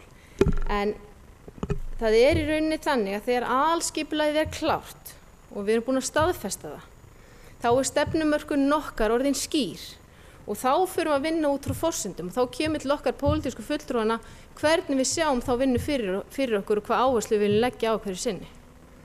Þannig í rauninni þetta bara rammi út fyrir sýnin okkar, eða út frá því hvernig við sjáum þessa sýn, hvernig við sjáum byggðina þróast og svo förum við inn í deiluskipulagið og fleiri og förum nánar ofan í þetta og fyllum þetta, eða bætum kjöt á beinunum og orða það þannig. Bæjarfulltrúi Gunnar Gíslason kom inn á það að við værum að segja eitt í aðalskipulagi og annað í deiluskipulagi, til dæmis á miðbæjardeilskipulaginu. Það hefur komið fram hérna í bæjarstjórn áður að það verið að endurskoða deiluskipulagi fyrir miðbæinn. Það alveg rétt að það eru 3 atriði þarna sem vinna gegn núverandi deiliskipulagi, það verið að skoða þetta og yfirfæra þetta. Það ekki verið að breyta, heldur bara endurskoðun í gangi og það meðal annars verið að skoða hvar möguleiki að koma bílastæðihúsi fyrir. Það verið tekið til þess í þessu deiliskipulagi. Varðandi almenningssamgöngunar. Þá höfum við nú í meirihlutanum ekki talað fyrir því að við viljum fara að taka gjald fyrir í strætó, en við höfum svo sem skoðað leiðarkerfið og það alltaf verið að reyna að lagfæra það. Það í rauninni, það nýtt leiðarkerfi sem tók gildi núna á síðasta ári og við höfum verið að vinna það. Við höfum tekið við athugasemdum og erum að reyna betur bæta, þannig að íbúarnir geti nýtt sér þessa þjónustu enn betur. Varðandi það, athugasemdur það að það væri verið að taka fram fjölda strætisvagna og leiðarkerfið. Það rauninni þar sem það nefnt í aðalskipulaginu, þar verið að taka fram hvernig skipulagið í dag, hvernig leiðarkerfið í dag. En aftur á móti kemur fram líka í textanum að mikilvægt að tengja almenningsvagnakerfið við markmið þróun byggðar og atvinnusvæði. Þannig annars verið að tala leiðarkerfið eins og það í dag og hins vegar hvernig við sjáum það þróast. Varðandi dagvistunarmál, þá var textinn sem kom þar inn, hann var unnin í samvinnu við skóladeildina. En hvað við ætlum að gera í dagvistunarmálum á Akureyri, ég tek það nú ekki hérna undir sem aðalskipulagsmál. En það sjálfsagt að taka þetta til umræðu og það verið að skoða þetta á skóladeildinni og fræðsluráð að vinna hörðum höndum að því að hvað hægt að gera og hvernig hægt að bregðast við vandanum. En mér finnst, það sem ég velta eins fyrir mér sko, ef við ætlum að auka þjónustustigi þá það aukinn kostnaður. Og mér heyri svona að það sé vilji sjálfstæðismanna að skoða þetta, en ég fæ í rauninni enga tillögur. Ég væri bara gjarnan, mér þætti bara mjög vænt að kannski fá að heyra hvaða tillögur sjálfstæðismenn hafa í þessu máli. Hvaða kostnaði þeir sjá fyrir sér í þessu, hversu langt alltaf að ganga og hvernig alltaf að mæta honum. Því það væri bara áhugaverð samtal að taka, en kannski það ekki staður stund núna okkur til þess að gera það. Varðandi aldursbreytingarnar þá erum við að eldast og okkur að fjölga eldri borgurum, klárlega, og það var eitthvað sem við sáum fyrir. En í stað þess að byggja öldrunarheimili, þá vil ég kannski frekar stefna á það að við förum í forvarnir. Því við viljum að eldri borgararnir okkar séu sér lengst heima, það vilji flestra. En við skoðum það í rauninni þá leið frekar heldur en að fara að byggja, þó við þurfum virkilega líka að taka tillit til þeirra. Því við erum líka hress lengur eftir því sem við eldumst. Bæjarfulltrúi Gunnar Gísla kom inn á það að hverfi væri hannað frá skóla. Það misskilningur, hverfi ekki hannað út frá skóla. Heldur þar skólinn að þróast út frá byggð og ef við þéttum byggð þá þurfum að skoða það að stækka skóla.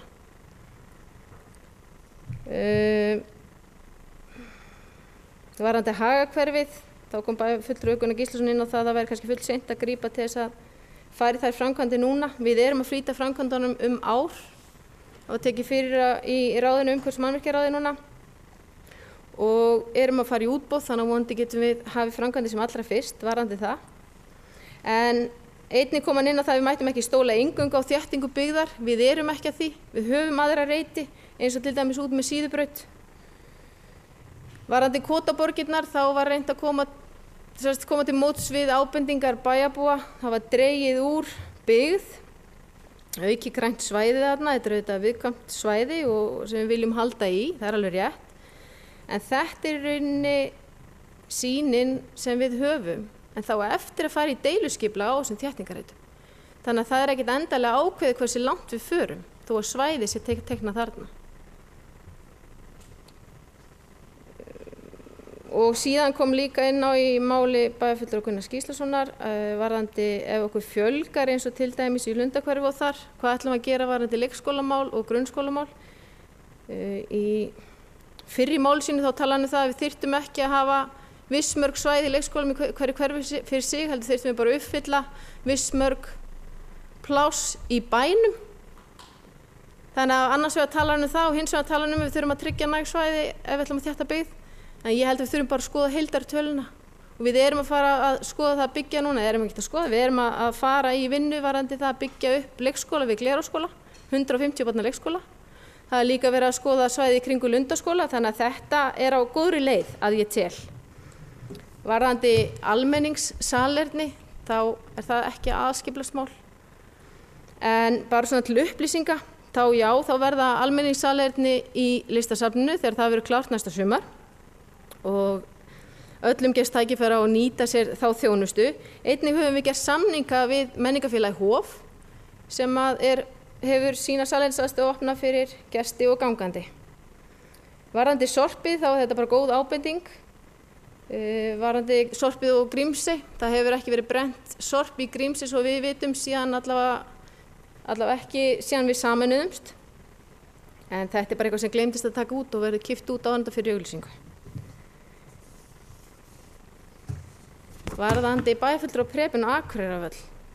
Ég get ekki komið froskalöpum þannig inn í. En það að við ætlum ekki að gera neitt, það er ekki rétt. Það eru margar hugmyndir í gangi. Mjög margar hugmyndir. Það er talað dreifingu á í rauninni að hafa grænt svæði, einhver íbúðabyggingu eða eitthvað svoleiðis. En það hafa ekki verið teknar neina ákvarðanir. Það er alveg rétt. En þetta er í rauninni þróunarreitur eins og við sjáum að fyrir okkur. Og allt opið og allar ábendingar vel teknar. Já, bara ég held að það sé ekki meira í bili. Takk fyrir mig.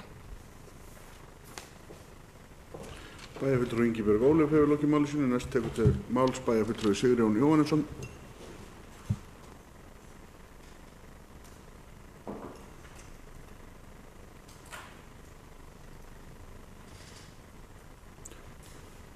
Forseti, ágætu bæjarfulltrúar.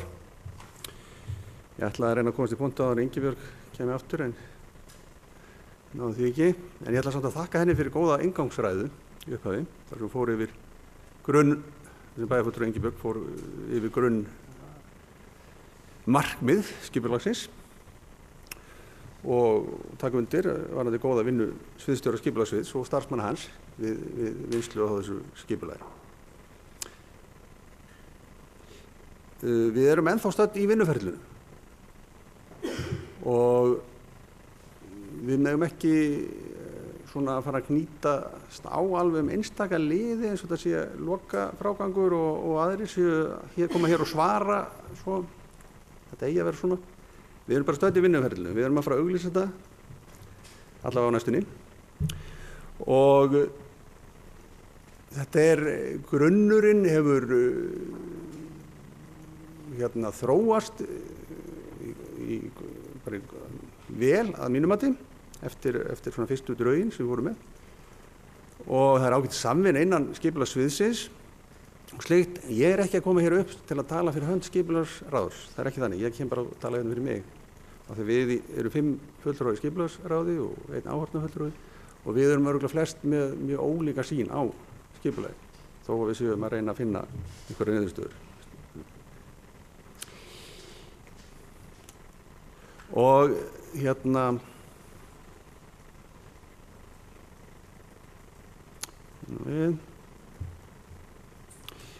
mér finnst bara mjög margir góði punktar að koma hérna fram hjá þeim bæjarfulltrúum sem hafa talað hér, Evu, Sóleyju, Prebinu og Gunnari, sem margir þeirra hafa verið sagðir innan skipulagsráðs og verið ræddir.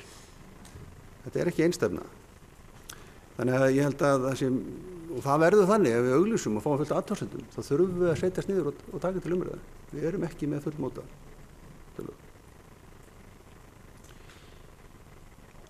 Og þetta skipulagið, aðalskipulag og tala ekki önnur skipulag, deiliskipulag sem koma síðan, þetta eru lifandi plögg sem þurfa að taka til breytinga og núna erum við að ræða aðalskipulag til 12 ára og við erum svolítið oft föst í deginum í dag þegar við erum að móta skipulagið og við erum vitna bara í kosningabaráttuna síðast 2014 þegar við sáum fram á að það var rætt á fundum að það væri nú svo mikið uppbygging á Grænlandi, við sáum fram á Dishöfn, Disnesi, það eru bara byggð á næstunni og eru mikla breytingar innanbæjar, en það hefur ekki gerst. Það gerist yfirleitt bara hægar heldur höld, svona í hitta augnabliksins. Og ég var er með á borðinu, glemdi að taka upp, ég er með aðalskipulagið frá 2005 og í því eru þéttingarreitir. Það eru margir sömu þéttingarreitirnir og við erum að fara að tala í þessu aðalskipulagi. Af því að þéttingarreitir eru bara vandasamt verk. Og ég held að við höfum komist að því í vinnunni hjá okkur, í nefndinni, að þetta tekur lengri tíma og það er ástæða fyrir því og hjá okkur og tala ekki um í öðru sveitarfélögum sem við heyrum að bara í fréttum dagstælega. Þetta tekur þó nokkur tíma á stærstu sveitarfélögum landsins að þétta baug. Þess vegna hefur orðið að við höfum bætt við aftur og ýtt fram fleiri nýbyggingarsvæðum sem voru kannski ekki í fyrstu drögum, sérstaklega út í Glerárhverfi og eins fyrir neðan Hagahverfið og fleiri stöðum. Að við verðum að hafa tiltækar lóðir, að við getum ekki keyrt á þéttingarsvæðum sem aðal byggingarsvæðin næstu árin, þó að þau koma til með að vera fín og margir vilja byggja á þeim, en þá getum við ekki verið með þau öll í gangi á sama tíma.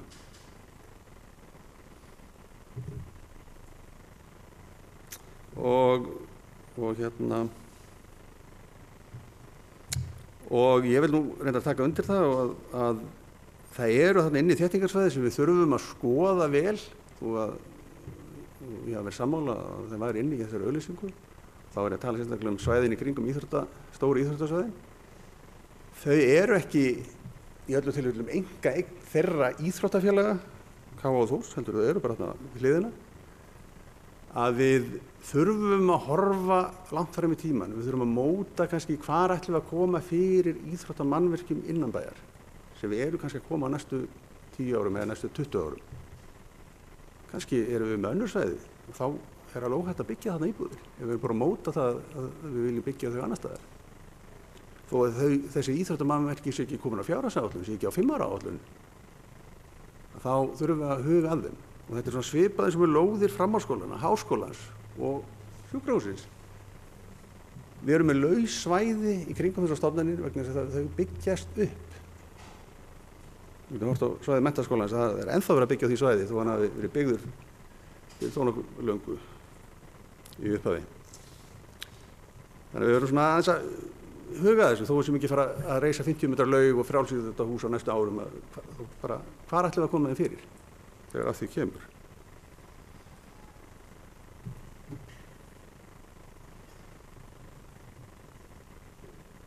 Og ég er ekki að segja að þau þurfi endilega að vera við hliðina á K.A. og Þór, en það er svona betra kannski að vera búin að móta það áður en við tökum þessi svæði undir almenna byggð.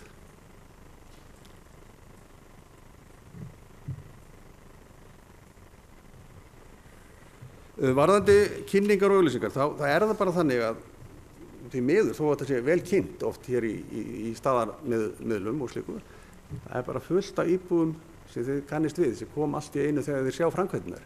Hver á að byggja hér? Hvenær var þetta ákveðið? Þess vegna er þessi fundarröð mjög áreiðandi. Kannast við það þegar var verið að byrja á Drottningarbrautarreitnum, þá var fólk að koma, hvenær var ákveðið að byggja hér? Það hefði verið gert fyrir 3-4 árum. Allt í einu komið kranar. Þannig að þó að þetta komið í dagskráni og vikudegi, þá fer þetta fram hjá fullt af fólki.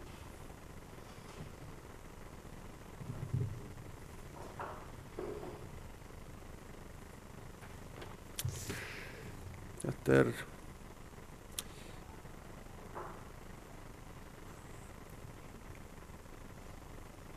öðru leyti, þá held ég að við sem erum ágætis vinnu og það er svona Þessi textavinnsla flókin og mikil og við reyndum að taka þátt í henni í skipulagsráði, aðstoða starfsmennina og hefðum örugglega mátt standa okkur betur í því líka að aðstoða við yfirlestur og annað. Að þetta viðamikið, það er mikið kortum og fylgigögnum, það þarf að smella við saman, þannig að þetta ekki kannski, þannig að það svona leiðilegt kannski að fá í hausinn einhver svona klaufavillur. Þetta augljóst. Þetta bara ekki, vandaverk og tekur tíma. Og líka við erum að koma með þetta hérna inn á fund eftir sumarfrí og annað, þannig að þetta hefur verið svolítið svona á harðaspretti að klára þetta hérna fyrir þennan fund. Takk í bili. Bæjarfulltrúi Sigurjón Jóhannesson hefur lokið máli sínu.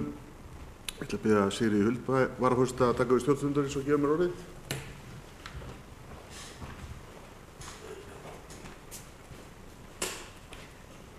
Bæjarfulltrúi Matthías Rögnvaldsson hefur beðið orðið. Forseti, ágætu bæjarfulltrúar, þakka góða umræðu þessi mál og vil þakka Dr. Bjarka Jóhannesinni fyrir sína vinnu og starffólki skipulagsráðs og þessu fólki sem öllu þeim nefndarmönnum sem sitja þar og hafa verið að vinna þetta. Ég hef einmitt litið á þetta sem vinnuskjal og hef skilið þetta sem vinnuskjal og þetta væri raun og veru það flæði í ferlinu.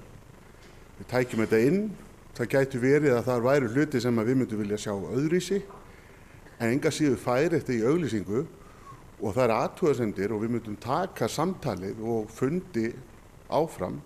Það kæmi svo athugasemdir inn sem eru svo teknar inn í þessa vinnu sem skipulagsráð vinnur og hjá starfsfólkinu.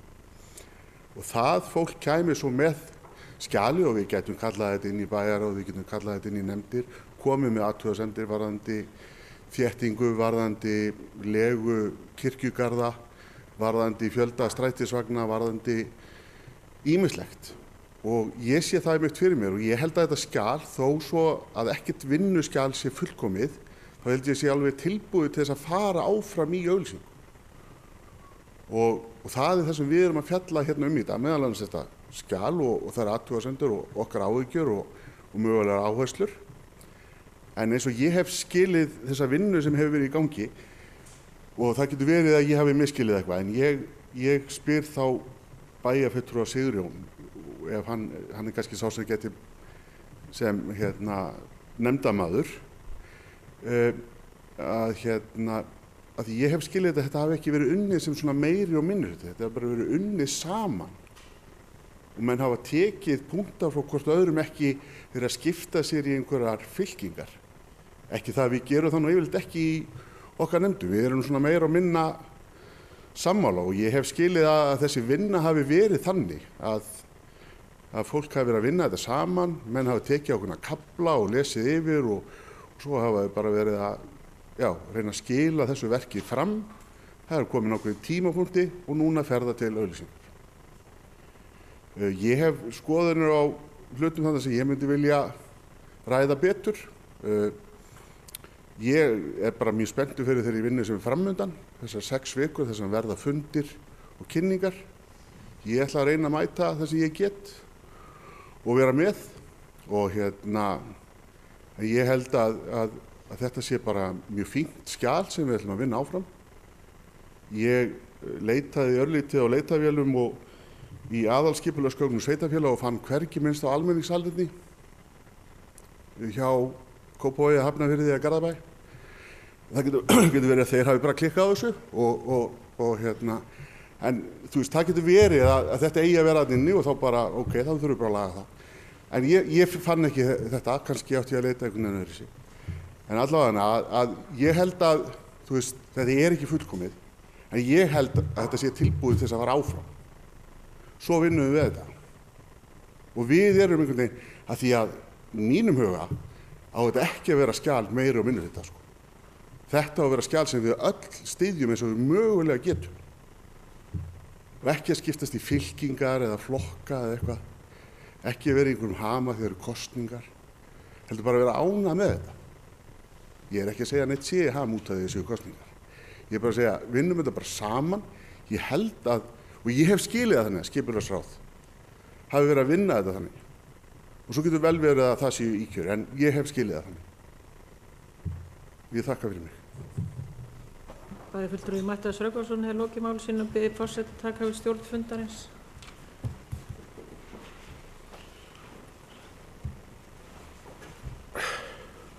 Næst tekur til máls bæjarfulltrúi Gunnar Gíslason.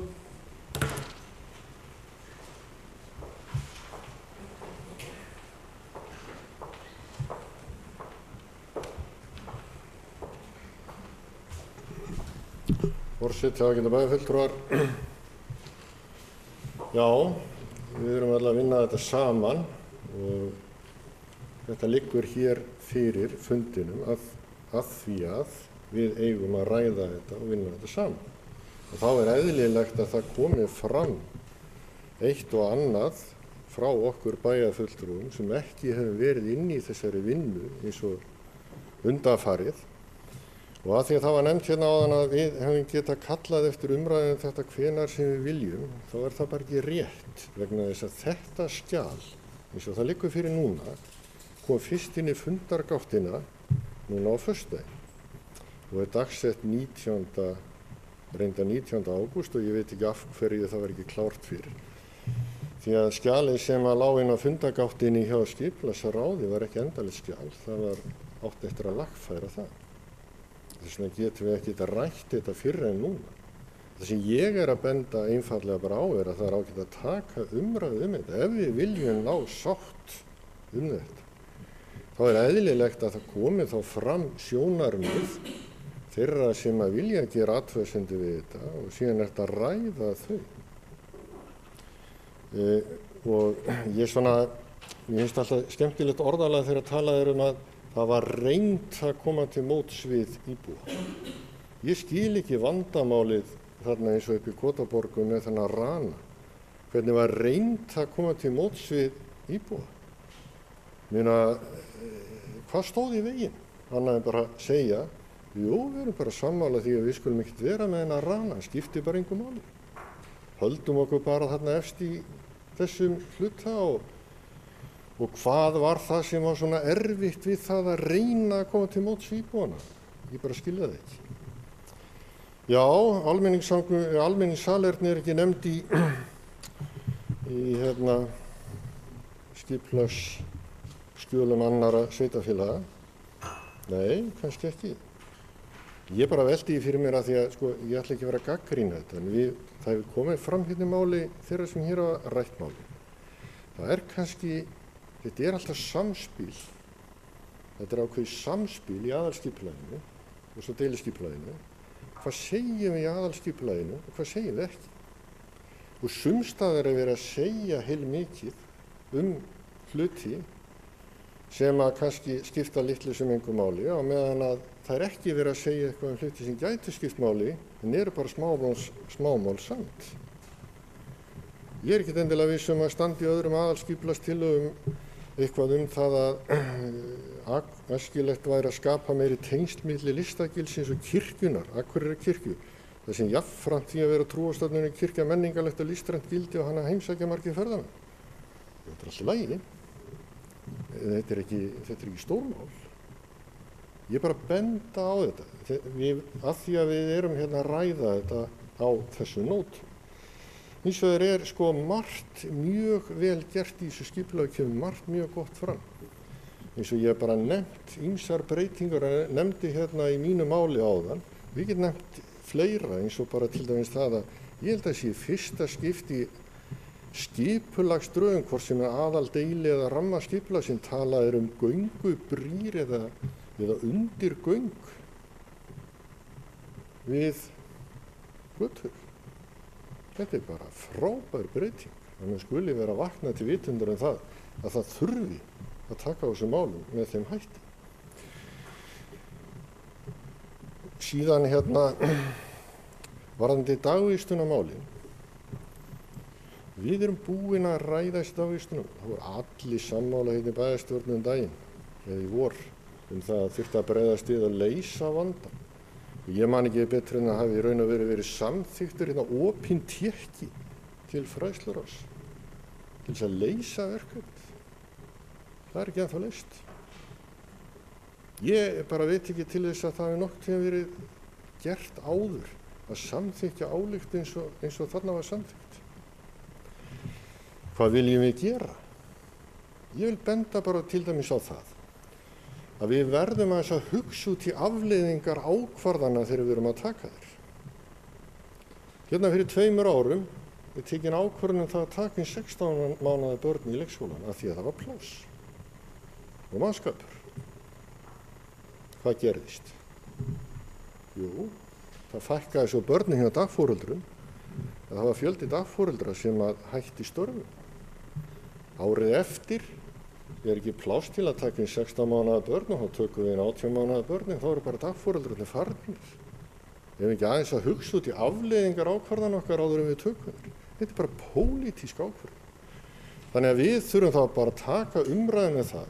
Hvar ætlum við að leggja línurnar í þessu? Og þetta er náttúrulega samspilið þarna á milli.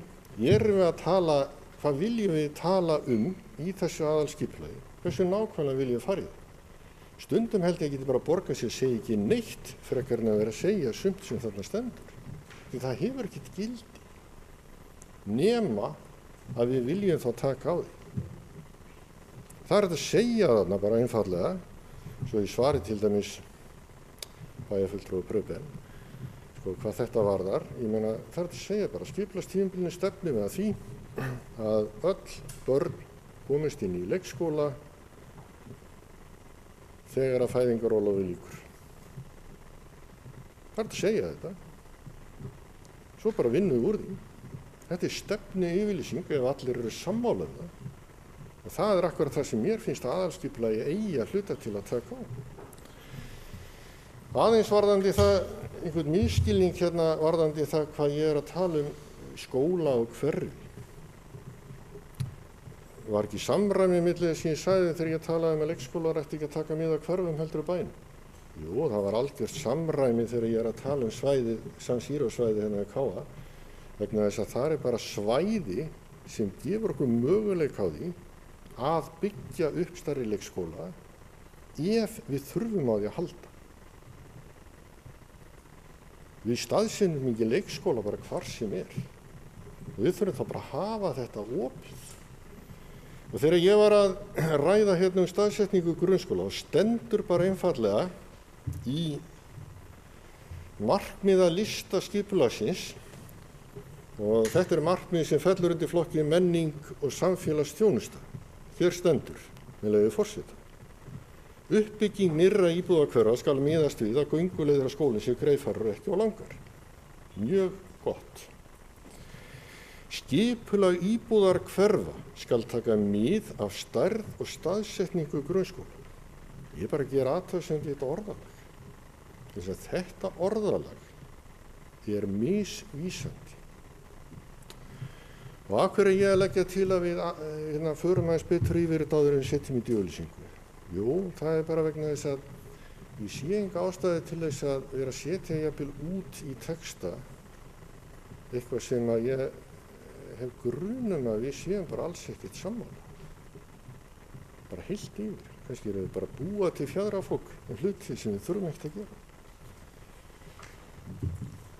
Ef við erum að tala svo fræðslumálin, þessar upplýsingar koma frá skóladeildinni, þá er svona spurning hvort að fræðsluráðið hefur tekið þessi drög fyrir og skoða sinn hluthafi. Ég hef ekki hugmyndu það. Ég veit að við í umhverfis- og mannvirkjaráði höfum ekki tekið þann hluta sem snýr að okkur og farið yfir þetta áður en það kom hérna inn. Ekki mér vitanlega. Hérna til dæmis í gögnunum skólamálin stendur meðal annars eða er tafla yfir fjölda nemendafjöldi leikskólum Akureyrar 2016, áætlaði fjöldi 2023 og hámarksfjöldi barna miðað við núverandi aðstæður. Og hér er heildartala 992 árið 2017, er svo í dálkinum, og síðan 2023 845. En þetta eru bara mjög villandi upplýsingar. Og af hverju?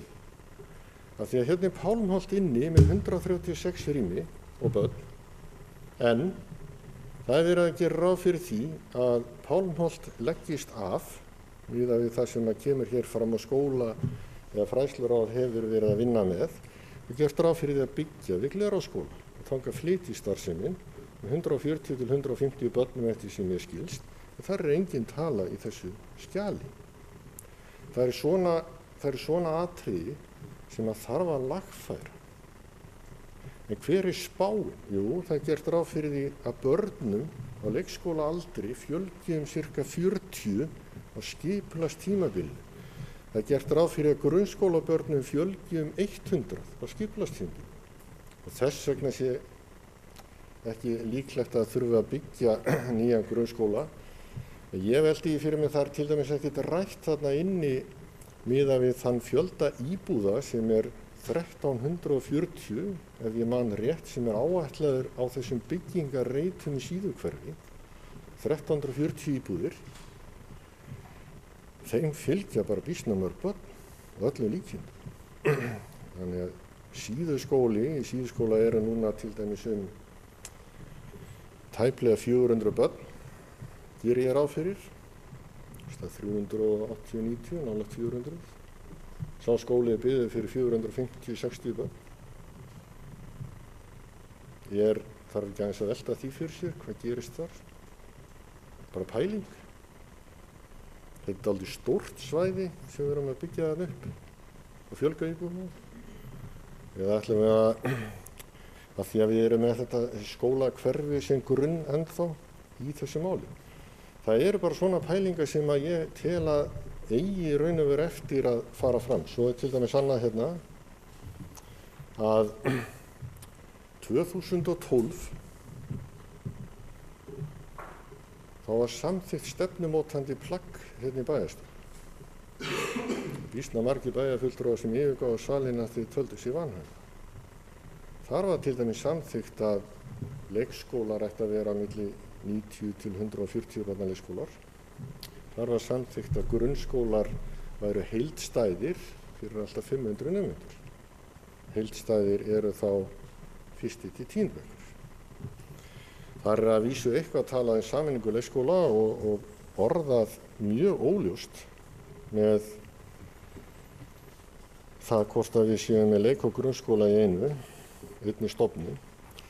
En í skjalinu hér er talað um það að það sé stefnt að því að leik- og grunnskóla séu sameiginleg stofnun fyrir börn frá 1 til 15 ára. Þarna þurfa menn aðeins að gæta sín á því að það verða aldrei jafnmargir leikskólar eins og grunnskólar. Og ég er svona veltið því fyrir mér, er þetta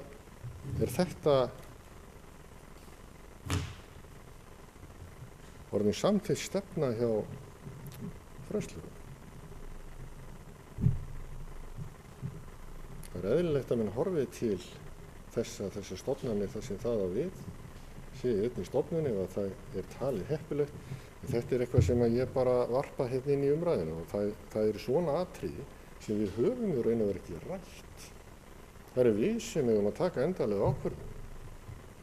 Þannig að það er líka margt í þessu sem hvetur til umræðu eins og virðulegur forseti nefndi hér áðan, bæjarfulltrúi Matthías, að það er gott að taka umræðuna algjörlega saman. Við erum að taka umræðuna þannig að við getum rætt okkur niður á sameiginlega niðurstöðu, en það tekur tíma. Og þá þarf umræðan líka að eiga sér stað. Og þá er spurningin þessi, hvar á hann að eiga sér stað? Út í nefndunum, hér eða inn í reykfylltum bakherbergjum? Ég segi hér. Takk. Bæjarfulltrúi Gunnar Gíslason hefur lokið máli sínu. Næst tekur til máls bæjarfulltrúi Eva Hrund.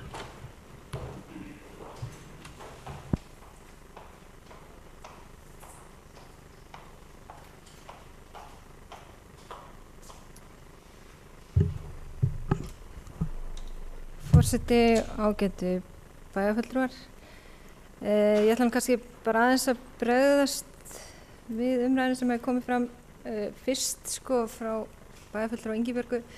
Ég sem bæjarfulltrúi hef alveg komið að þessari vinnu að þú talar það að við höfum haft mörg tækifæri til þess og ég held að ég hafa mörguleiti nýtt mér þau tækifæri því að ég hef bæði sendt tölvupósta á Bjarka og ég hef farið með skilaboð í gegnum Sigurjón til skipulagsnefndar þannig að ég ekki að tala það en það sem ég vilja sjá öðruvísi það þessi íbúafundir við höfum þá haft þá framar í ferlinu til að nýta íbúalýðræði eins áttu við mjög góðan fund hér bæjarstjórnin daginn aðalskipulagið sem var mjög málefnalegur og við komum með þar fullt athugasemdum.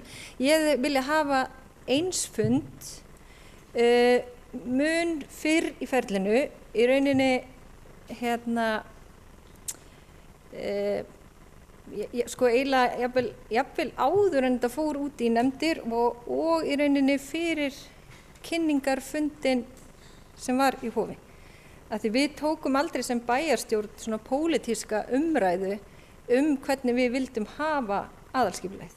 Þannig að það það sem ég að benda og mér fannst vanta en skýrslan sjálf mjög vel unnin og það sem kannski gert manni erfitt fyrir að það svo mjög ört verið að gera breytingar á hana, maður þarf alltaf að lesa hana aftur frá byrjun því að það ekki gert track changes, þannig að maður alltaf að fara frá byrjun því að það mjög mikið breytt frá því að við fengum hana upphaflega að senda. Þannig að það það sem ég að kvart undan, ég ekki kvart undan því að mér hafi verið ýtt út í hot því að ég hef alveg fengið tækifæri á að lesa þessa skýrslu og koma að athugasemd við hana. En ég hefði kannski vilja fá að taka þátt í umræðinni áður en að farið var á stað í skýrsluna og fengið kannski svona rýni hópa vinnu í þá vinnu eða á því tímabili.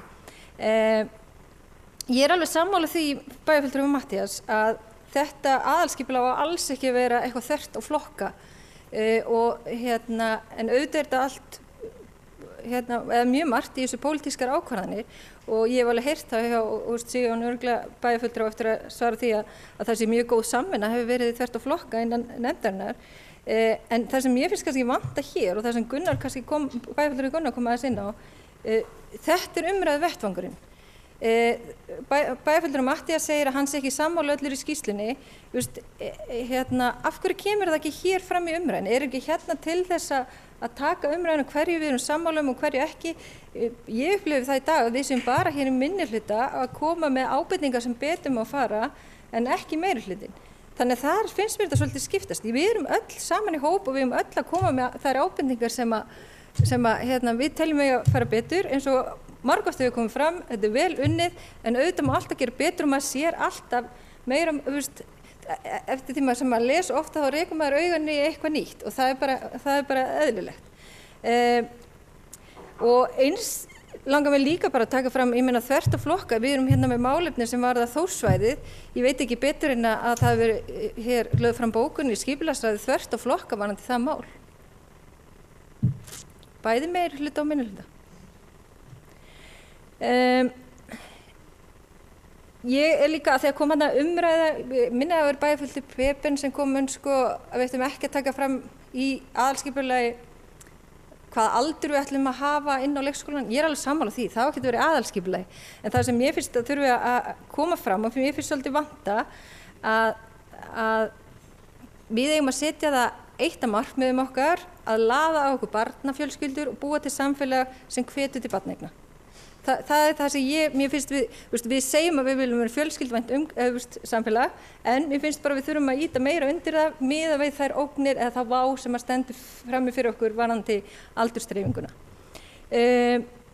Það var eitt annað, varðandi snjóljósuna, bæjarfulltrúi Ingibjörg svaraði með því að það eigi bara heima í deiliskipulagi. Ég bara mjög ósammála því. Ég tel að aðalskipulagið eigi að vera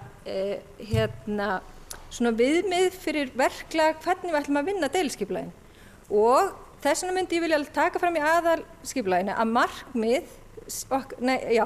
markmið við skipulagningu nýrra hverfa eitt af þeim markmiðum skal vera að huga að snjóljósunarsvæðum að það eigi að hafa það í huga þegar deiliskipulag eru gerð það það sem ég að segja þannig að ég tek undir með Prebin, ég heitlaðist mjög á því þegar Tryggvi kom hér upp, formaður skipulagsnefndar og talaði það að við eigum að horfa á Akureyri eins og við viljum sjá það vetri til.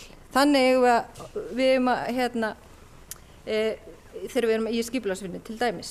Og ég verið mjög hugsi eftir það og þetta til dæmis eitt af því sem mér finnst við þurfum að koma meira inn í aðalskipulagið, að við búum í þannig samfélagi. Það kemur á einum stað en ég hefði viljað sjá það skína meira í gegn. Ég heldur en að gert hann.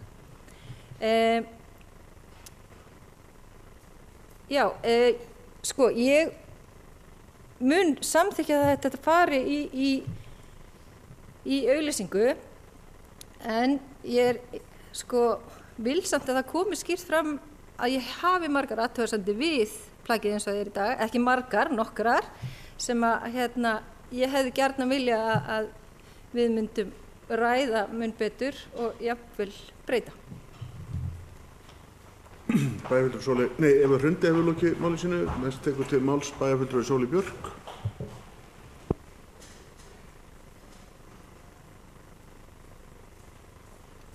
Já, forseti ágætu bæjarfulltrúar, það var eitt sem ég glemt að tala um aðeins sem ég ætlaði að koma upp að tala en svo ætlaði ég líka aðeins að segja í sambandi við þetta svæði sunnan Bíkó, þá verð ég ekkert endilega að meina að þurfa að vera íbúabyggð, þú veist, þétting byggðar náttúrulega snýst að nýta þau svæði sem við höfum og það verður að passa það að það sé ekki verið svona að misskilja það eitthvað og svo kannski sérstaklega til enga bæjarfulltrúa Prebenu vil ég segja það að maður sé að tala fyrir hjólreiðum og mikilvægi þeirra, það þýðir ekki að maður sé aðför gegn einkabílnum og maður ætla að bóla honum í burt og útrýma. Það er bara, þú veist, það er leiðilegt þegar umræðan verður svona svarthvít, sko. En í aðför minni gegn einkabílnum þá glemdi ég að tala um það að varðandi þrengingarnar á þrengingu á Glerárgötunni sem núna komin í nokkurn veginn út úr þessu aðalskipulagi þá finnst mér og það finnst mér mikilvægt að við tölum að við erum búin að standa í 3 ár þessi bæjarstjórn og tala þessa þrengingu og tala umferðarmál og umferðaröryggi og þetta gríðarlega mikilvægt. Og það ekkert langt síðan að það var vakin upp umræða þrengingu Glerárgötunnar sem einhvern veginn svona endaði á því að við vorum dróum svolítið í land með það og ég líka að en ég vil bara blammera hana meirihluta með að hafa ekki staðið sig með það sem við höfum talað margoft að gera þrengingar til tilraunar til þess að við getum síðan tekið umræðuna á röklegum nótum. Og það var talað að þrengja Glerárgötuna til tilrauna til þess að við myndum bara finna hvernig það væri af því að auðvitað verðum við að geta tala saman hlutina af einhverju reynslu líka. Það var líka talað að þrengja Skógarlundinn, Þingvallastrætið og Þórunnarstrætið til þess að koma fyrir hjólreiðareinum.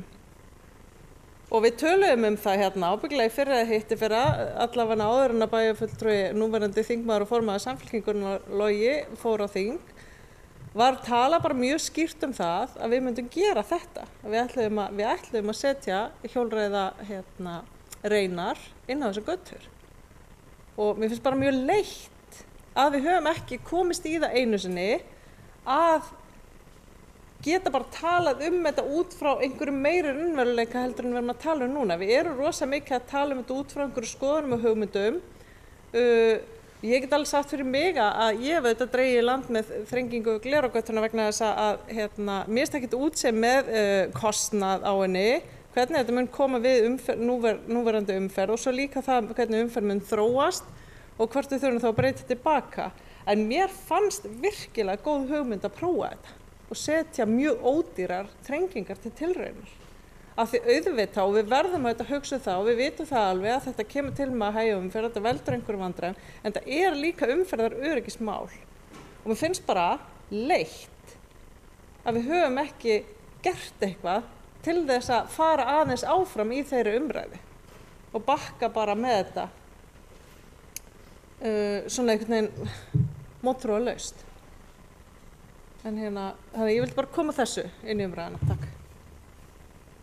Bæjarfulltrúi Sóley Björk hefur lokið máli sínu, næst tekur til máls bæjarfulltrúi Guðmundur Baldvin.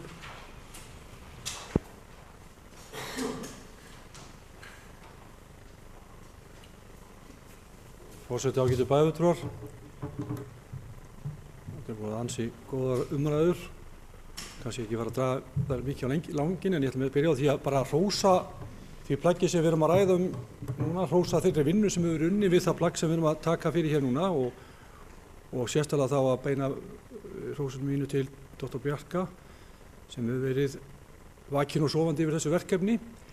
Mér finnst líka ástæða til þess að minna sérstaklega á Ingibjörgu sem hefur bæði flutti hér innganginn mjög skilleglega og svaraði líka ágætlega fyrir það sem hafði komið hér fram.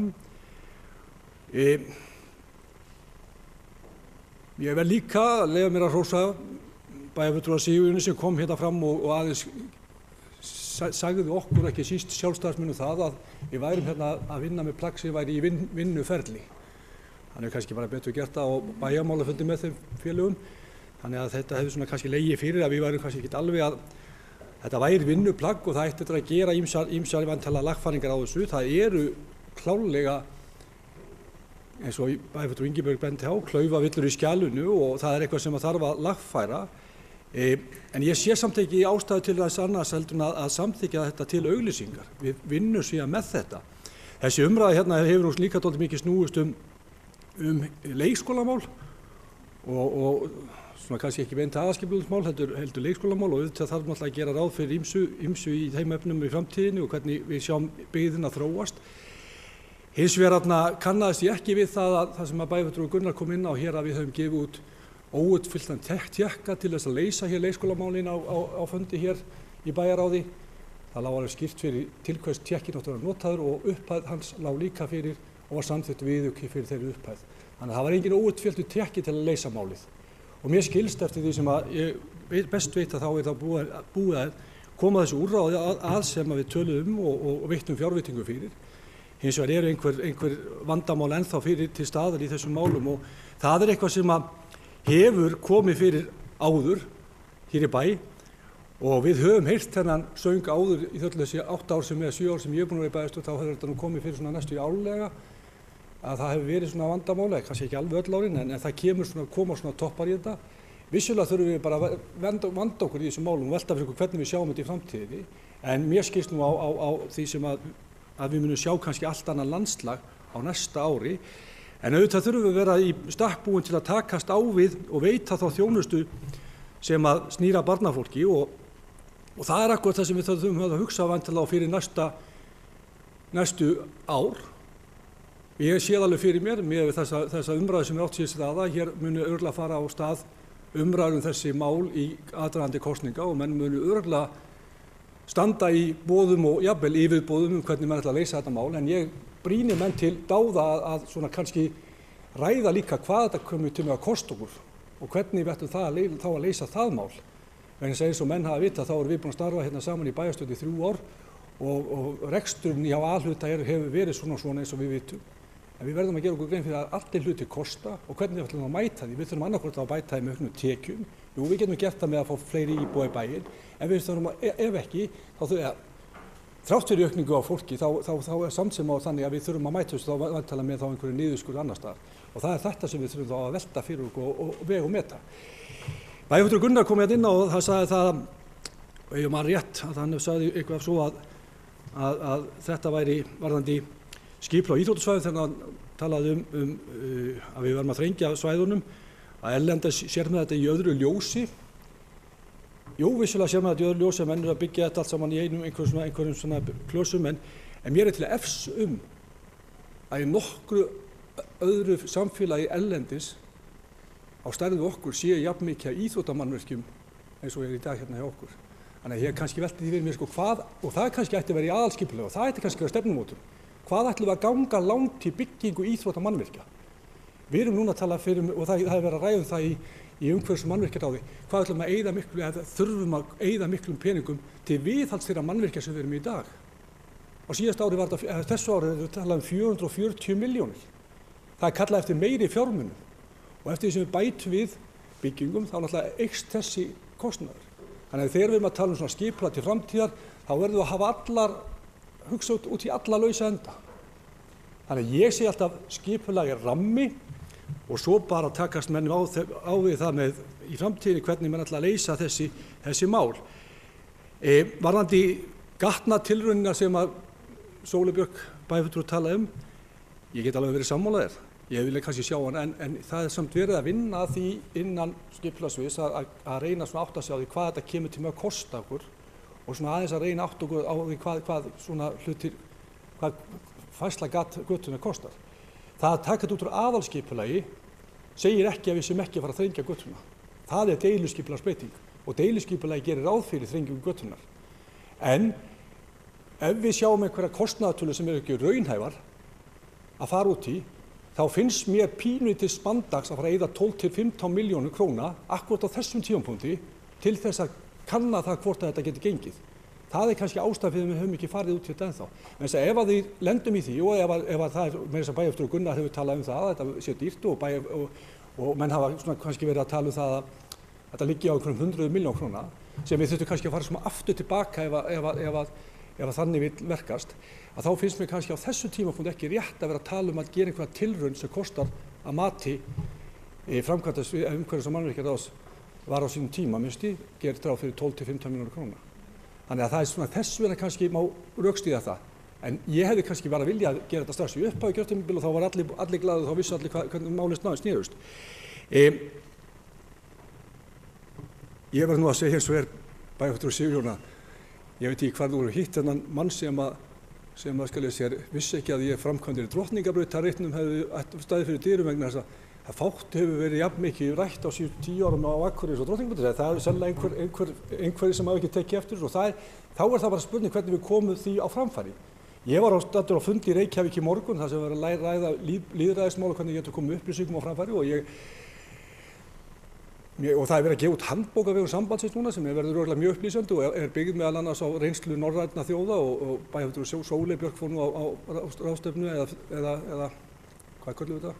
Kynnisferð til Svíþjóðar ásamt fleiri bæjarfulltrúum við námsferð vítt og breytt landið og menn létu mjög vel af þessari námsferð í morgun. Ég gaf mig að tala við nokkra að þeir töluðu að þessi námsferð hefur verið mjög gefandi og akkúrat við þurfum að læra það svolítið af því. Og það er til dæmis það hvernig við komum upplýsingum á framfæri við fólk. Ég tel hins vegar aftur á móti að skipulagsráð hafi gert mjög vel í því og það hafi verið gert mikið í skipulagsráði til þess að reyna að koma upplýsingum til fólks. Það má alltaf deilum að við getum alltaf gert betur, en ég vil meina samt sem áður að skipulagsráð og skipulagsstjóri og starfsmenn skipulags hafi gert ýmislegt gott í því að reyna að koma upplýsingum betur á framfæri við fólk. En það er það samt alltaf þannig að við náum aldrei til allra og það er eitthvað það sem við þurfum að velta fyrir okkur, hvernig náum við betur til fólks? Ekki bara með því að halda einhverja fundi þar sem að við sitjum hér í bæjarstjórnarsalnum og meirihlutin af þeim sem sitja hérna eru karlmenn á aldrinum 65 til 75 ára, eða við skulum segja 55 til 75 ára því ég er hérna með. En það er þannig að við náum ekki til þess hóp sem kannski skiptir máli sem er 35 ára, 25 ára, 40. Þeir kom ekki. Þannig að þá spurning hvernig við ætlum að ná til þeirra til að kynna fyrir þeim þessar tillögur okkar. Og ég meina, menn eru að nota ýmsa tækni og vonandi geta menn lært á því í framtíðinni, en ég held að það sé samt sem að heimurinn breytir svo hratt að við erum ekki átt okkur á því hvað fólk er að skoða, en ég meina, það var rætt í morgun á þessu fundi, eða þessari ráðstefnu, þá var meðal annars, sumir þurfa bara hreinlega að fá þessar upplýsingar á YouTube, þess að þeir geta ekki lesið, þeir eru sem sagt, eða vilja fá mötununa í einhverju slíku formi, þannig að það er eitthvað sem að það er ýmislegt sem við þurfum að skoða í þeim efnum til þess að koma þessu betur til fólks. En eitt sem ég var líka að tala mér langar að tala það eru hjólreiðar í bænum. Það hafa til dæmis komið menn að máli við mig og sagt að hjólreiðar er ekki heim á stígum. Það eru hjólafélagi hérna, þeir vilja bara fá sagt, á götunni, bara afmarkað svæði til að geta hjólað á. Ég velti fyrir mig er það raunhæft? Er það raunhæft á Íslandi að setja það svoleiðis upp? Það er kannski hægt á sumrin en hvernig er það á veturnar, en þetta er eitthvað sem ég held að væri sniðugt að skoða í nýju hverfum. Vegna þess að það eru sumir sem að vilja bara hjóla hratt og þeir eru kannski geta samlega á þröngu stígu þar sem fólk er bæði að labba með barnavagna og ýmislegt. Þannig að það er eitthvað sem ég held að kannski ætti að skoða einhvern veginn í framtíð.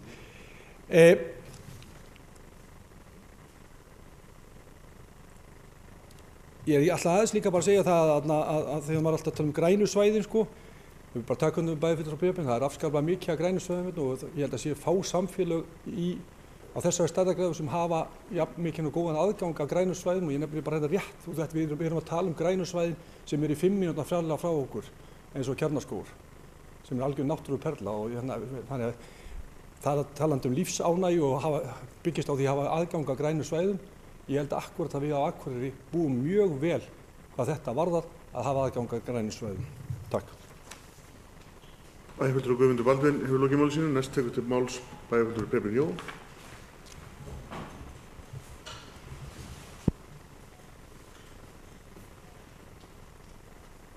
Forseti, bæjarfulltrúar, það ætla hann bara, kannski ekki beint til að koma að svara, en ég svona sammála Eva, bæjarfulltrúi Eva, að það sem maður var kannski að tala að það að búa til barnvænt samfélag. Við höfum að hugsa fjölskyldufólkið okkar. Og þegar við vorum að tala og að fara inn á skólamálin á hann, þá þess vegna sem ég baði orðið. Að aðalskipulagið hefur svona gríðarlega vítt svið og maður getur farið að skólamál. Að þá óttast ég ekki það að skólandi geti brugðist við þeim fjölda sem kemur að. Þetta spurning hugmyndafræðin okkar, spurning hugmyndafræði skólan og hvernig við leysum málin.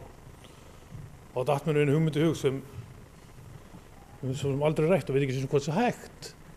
Ef það verður þannig að það þrengir að skólum og þá getum við hugsanlega tengt það við brothættar byggðir, er hægt að setja upp í lítinn heimaskóla í Hrísey. Þar sem við kannski lokum öllum, tökum bara þetta dæmi, það verður ekki kennt neinn heimilisfræði inn í skólum á Akureyri. Allir skólar á Akureyri með gríðarlega vel tæki búið, mikið plás sem er að kenna heimilisfræði. Þannig erum við með hlein breytandi íbúðir og þarna fer bara einn bekkur út í Hrísey og læri bara heimilisfræði í eila viku. Búin að leysa helst mál en Akureyri á þess plás. Hugmyndin er vildar og þú búin að leysa helst mál varðandi störf út í Hrísey. Kannski geta helmingur hótt farið í líffræði eða lært eitthvað á náttúruna eða hvað er. Þetta er bara spurningum það að fara inn með nógu vitlausar hugmyndir og svo bara vinna úr því. Ég held með þessu hugmynd sé ekki svo vitlaus. Nú, ég sammála bæjarfulltrúa Guðmundi og sammála flestum mönnum. Við vitum það að við þurfum að fara svona hægt í sakirnar og ekki að skoða nærumhverfið þegar kemur að íþróttamannvirkjum. Við búum alveg gríðarlega vel. Þetta er spurning hvernig við nýtum húsin og hvernig við nýtum félögin og hvernig aðgengi er að þessum húsum. Oft þarf nú skort bara því að menn tali saman. Nú, ég tek undir með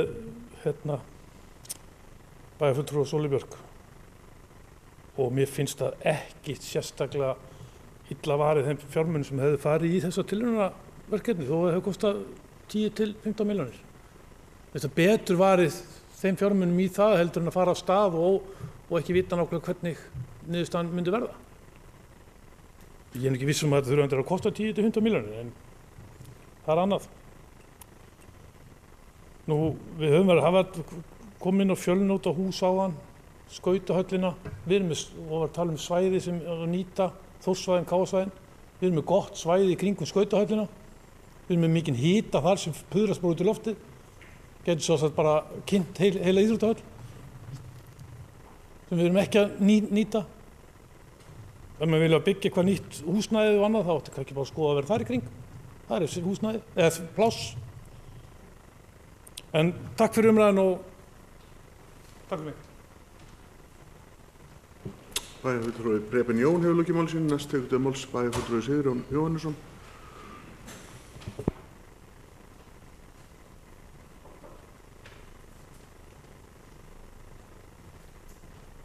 Forseti, ágætu bæjarfulltrúar, það var beint til mín fyrirspurnum.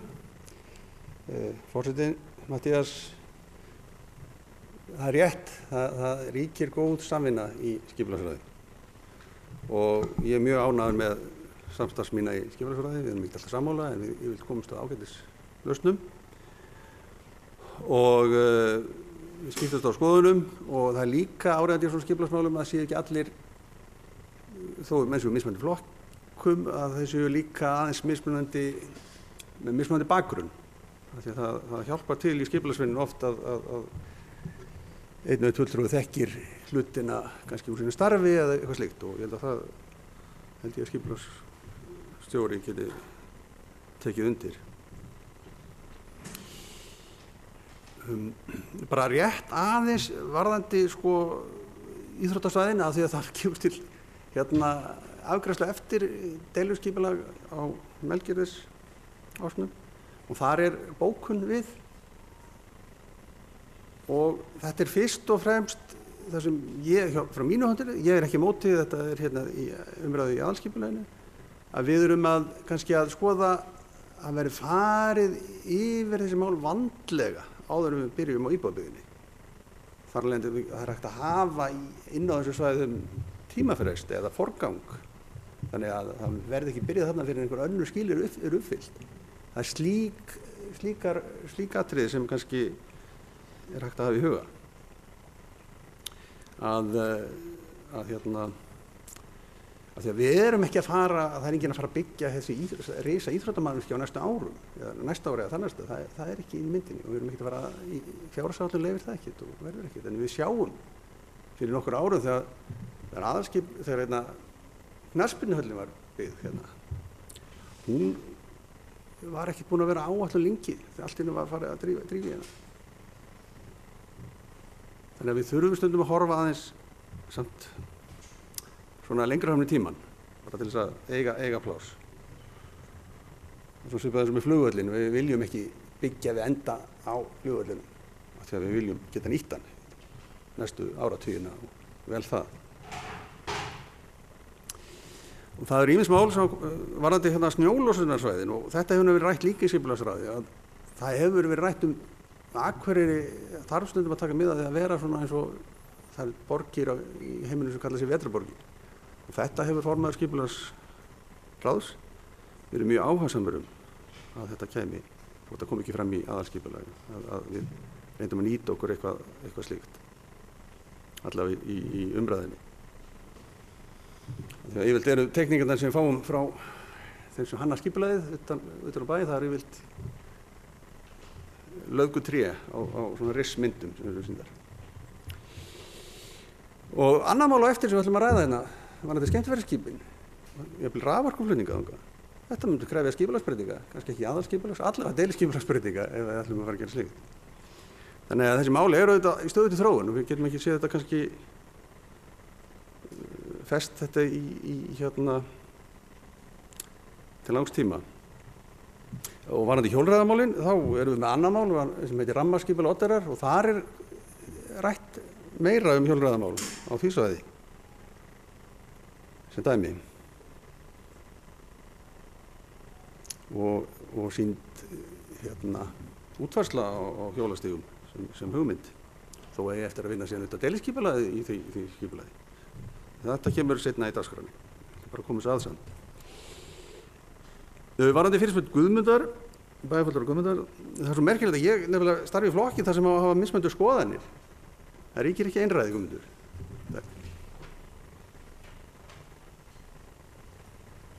Bæjarfulltrúi Sigurjón Guðmundsson hefur lokið máli sínu og næst tekur til máls bæjarfulltrúi Ingibjörg Ólöf Ísaksen.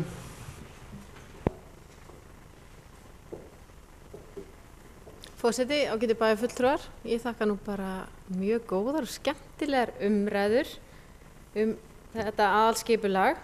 Hver segir að skipulagsmál geti ekki verið spennandi? Þetta er stórt og mikið skjal og vinnan við þetta hefur tekið langan tíma eða tæp 2 ár. Eins og ég kom fram í máli mínu áðan þá var Dr. Bjarki, skipulagsstjóri okkar, ráðinn til þess að vinna þetta skjal.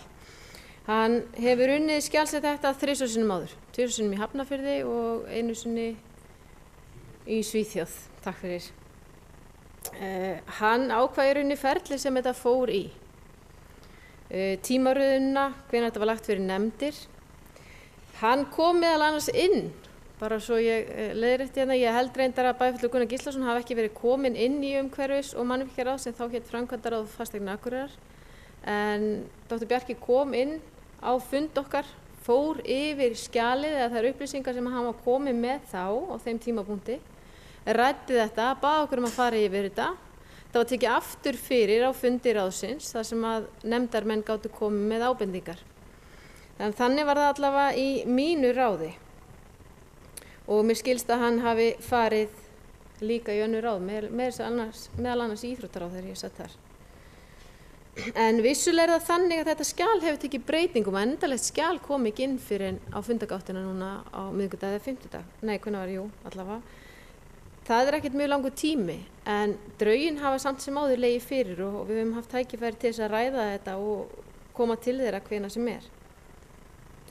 Núna erum við í rauninni að samþykkja það að senda þessa tillögu til Skipulagsstofnunar. Skipulagsstofnun getur tekið alltaf 4 vikur að fara yfir þetta og ákveða það hvort hann gefa okkur heimild til þess að auglýsa þetta. Og þá tekum við 6 vikna ferli, þannig að þetta alveg 10 vikur sem þetta mál getur tekið þangað til að við tökum þetta aftur til umræðu og vonandi samþykkjum. Það hafa komið alls konar umræður hérna fram meðal annars með hjólastíga og götur og hvort við eigum að hjóla á göngustígunum okkar eða götunum. Ég held að fara svolítið eftir notkunninni og aldrei viðkomandi. Núna það þannig að með stórum stoppgötum og umferðarmiklum götum höfum við reynt sem við komum því fyrir að hafa breiðari gangstéttar, þannig að sé pláss fyrir hjólandi einstaklinga. En ef að það ekki vilja þeirra sem hjóla reglulega, þá er það kannski eitthvað sem við þurfum bara að skoða og vinna saman með. Bæjarfulltrúi Guðmundur Baldvin kom ágætlega inn á þrengingu Glerárgötuna og það að það sé tekið út úr aðalskipulaginu. En með því að taka þetta út úr aðalskipulagi þá gefur það okkur fleiri tækifæri til framkvæmda varðandi Glerárgötuna, ekki endilega bara þrengingu, mögulega tilfærslu eða minnkun á byggingamagni á skipagötureitnum og þar fram eftir götunum. Þetta eitthvað bara sem þarf að skoða og verið að skoða við endurskoðun miðbæjar skipulagsins. Og vissulega það rétt að við þurfum að fá kostnaðargreiningu á þessu skipulagi. En þetta líka umferðaröryggismál eins og kom fram og vissulega rétt. Og við höfum verið að huga þessum málum í samráði við Vegagerðina. Það fjármagn frá Vegagerðinni til þess að vinna að þessum málum hjá okkur í Glerárgötunni. Og það hefur komið til tals hringtorg og gönguljós og gangbrautir og fleira. En þess ber þó að geta, þó ég sé nú fylgjandi því að auka umferðaröryggismál og vinna í þeim málum. Þá nú þannig að Selfoss og fleiri sveitarfélög eru með svona umferðargötu í gegn hjá sér og það hefur gengið eins og komið svona nokkuð klakklaust fyrir sig. En við þurfum kannski svolítið líka bara að horfa til annarra sveitarfélaga og sjá hvernig þetta gert þar, hvort við getum eitthvað lært af þeim. Varðandi Kotárborgirnar, það kom fram í máli bæjarfulltrúa Gunnar Gíslasonar að við værum að reyna að koma til móts við íbúa. Jú, vissulega þannig, en þetta líka þannig að við þurfum stundum að fara meðalveginn. Það eru íbúar sem láta í sér heyra sem eru ósáttir. Svo eru aðrir sem láta ekki í sér heyra því þeir eru kannski jafnvel sáttir við skipulagið eins og þeir. Og þá þurfum við stundum að feta þennan meðalveg og þarna var tekið tillit til ábendinga og þetta lagt fram og eins og ég sagði í máli mínu áðan þá á eftir að fara í deiluskipulag á þessu svæði þannig að við höfum eftir að sjá hversu mikið verður byggt það og þá getum við líka tekið til máls hér í ræðustól varðandi það mál. Þrenging að skólum, núna höfum við áhyggjur af því að börnum að fækka í grunnskólum bæjarins. Þannig að ef við förum að hafa áhyggjur af því í komandi framtíð að þeir eru að springa vegna fjölda nemenda, þá held ég það sé bara jákvætt verkefni sem okkur mun alveg klárlega takast að leysa. Það eru önnur sveitarfélög sem hafa lent í því að þeir hafa hreinlega fengið bara barnasprengju inn til sín og hafa leyst það meðal annars með færanlegum kennslustofum og fleiru eða hreinlega viðbyggingu við skóla. Og þetta bara eitthvað sem við skoðum ef að þessum og vonandi þegar að þessu kemur. En eins og ég segi, umræðurnar hafa verið langar og ég ætla að leggja hérna fram aftur tillöguna mína sem ég kom að í máli mínu hérna í byrjun fundar. En ég legg til að bæjarstjórn samþykki að tillaga að aðalskipulagi Akureyrar 2018-2030 greinargerð, uppdrættir, umhverfisskýrsla og fylgigögn verði auglýst samkvæmt 31. grein skipulagslaga númer 123 frá 2010 og felur skipulagssvið að senda tillögun til Skipulagsstofnunar í samræmi við 3. málsgrein 30. grein sömu laga. Takk fyrir og ég þakka Dr. Bjarka kærlega fyrir vinnuna sem hann lagði í þetta og öllum þeim sem komu að gerð aðalskipulagsins. Bæjarfulltrúi Ingibjörg Ólöf Ísaksen hefur lokið máli sínu, orðið er laust.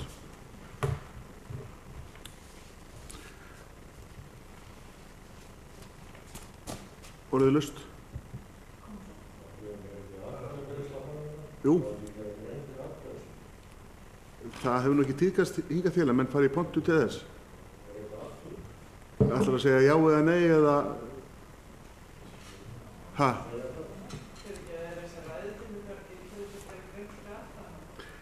Við erum ekki búin að ræða það að fara þrisvar upp í þessar umræðar.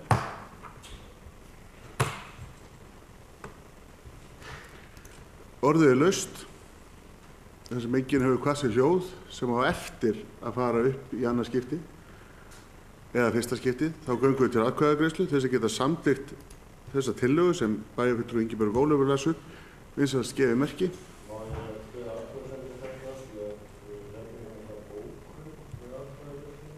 Já. Jú, fyrirgeðu. Bæjarstjórn samþykkir að tillaga aðalskipulags Akureyrar 2018-2030 greinargerð uppdrættir umhverfisskýrsla og fylgigur verði auglýst samkvæmt 31. grein skipulagslaga nr. 123/2010 og felur skipulagssviðið að senda tillöguna til skipulagsstofnunar í samræmi við 3. málsgrein 30. grein sömu laga. Þessi geta samþykkt það vinsælast gefið merki. Já. Það er ég búin að fá það sent, fyrirgeðu. Ég var ekki kunnugt það.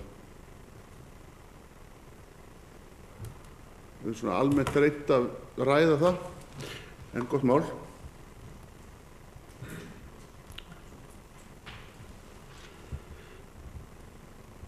Já, herðu, það er sem sagt eftirfarandi bókun kemur frá bæjarfulltrúa Gunnari Gíslasyni og Evu Hrund.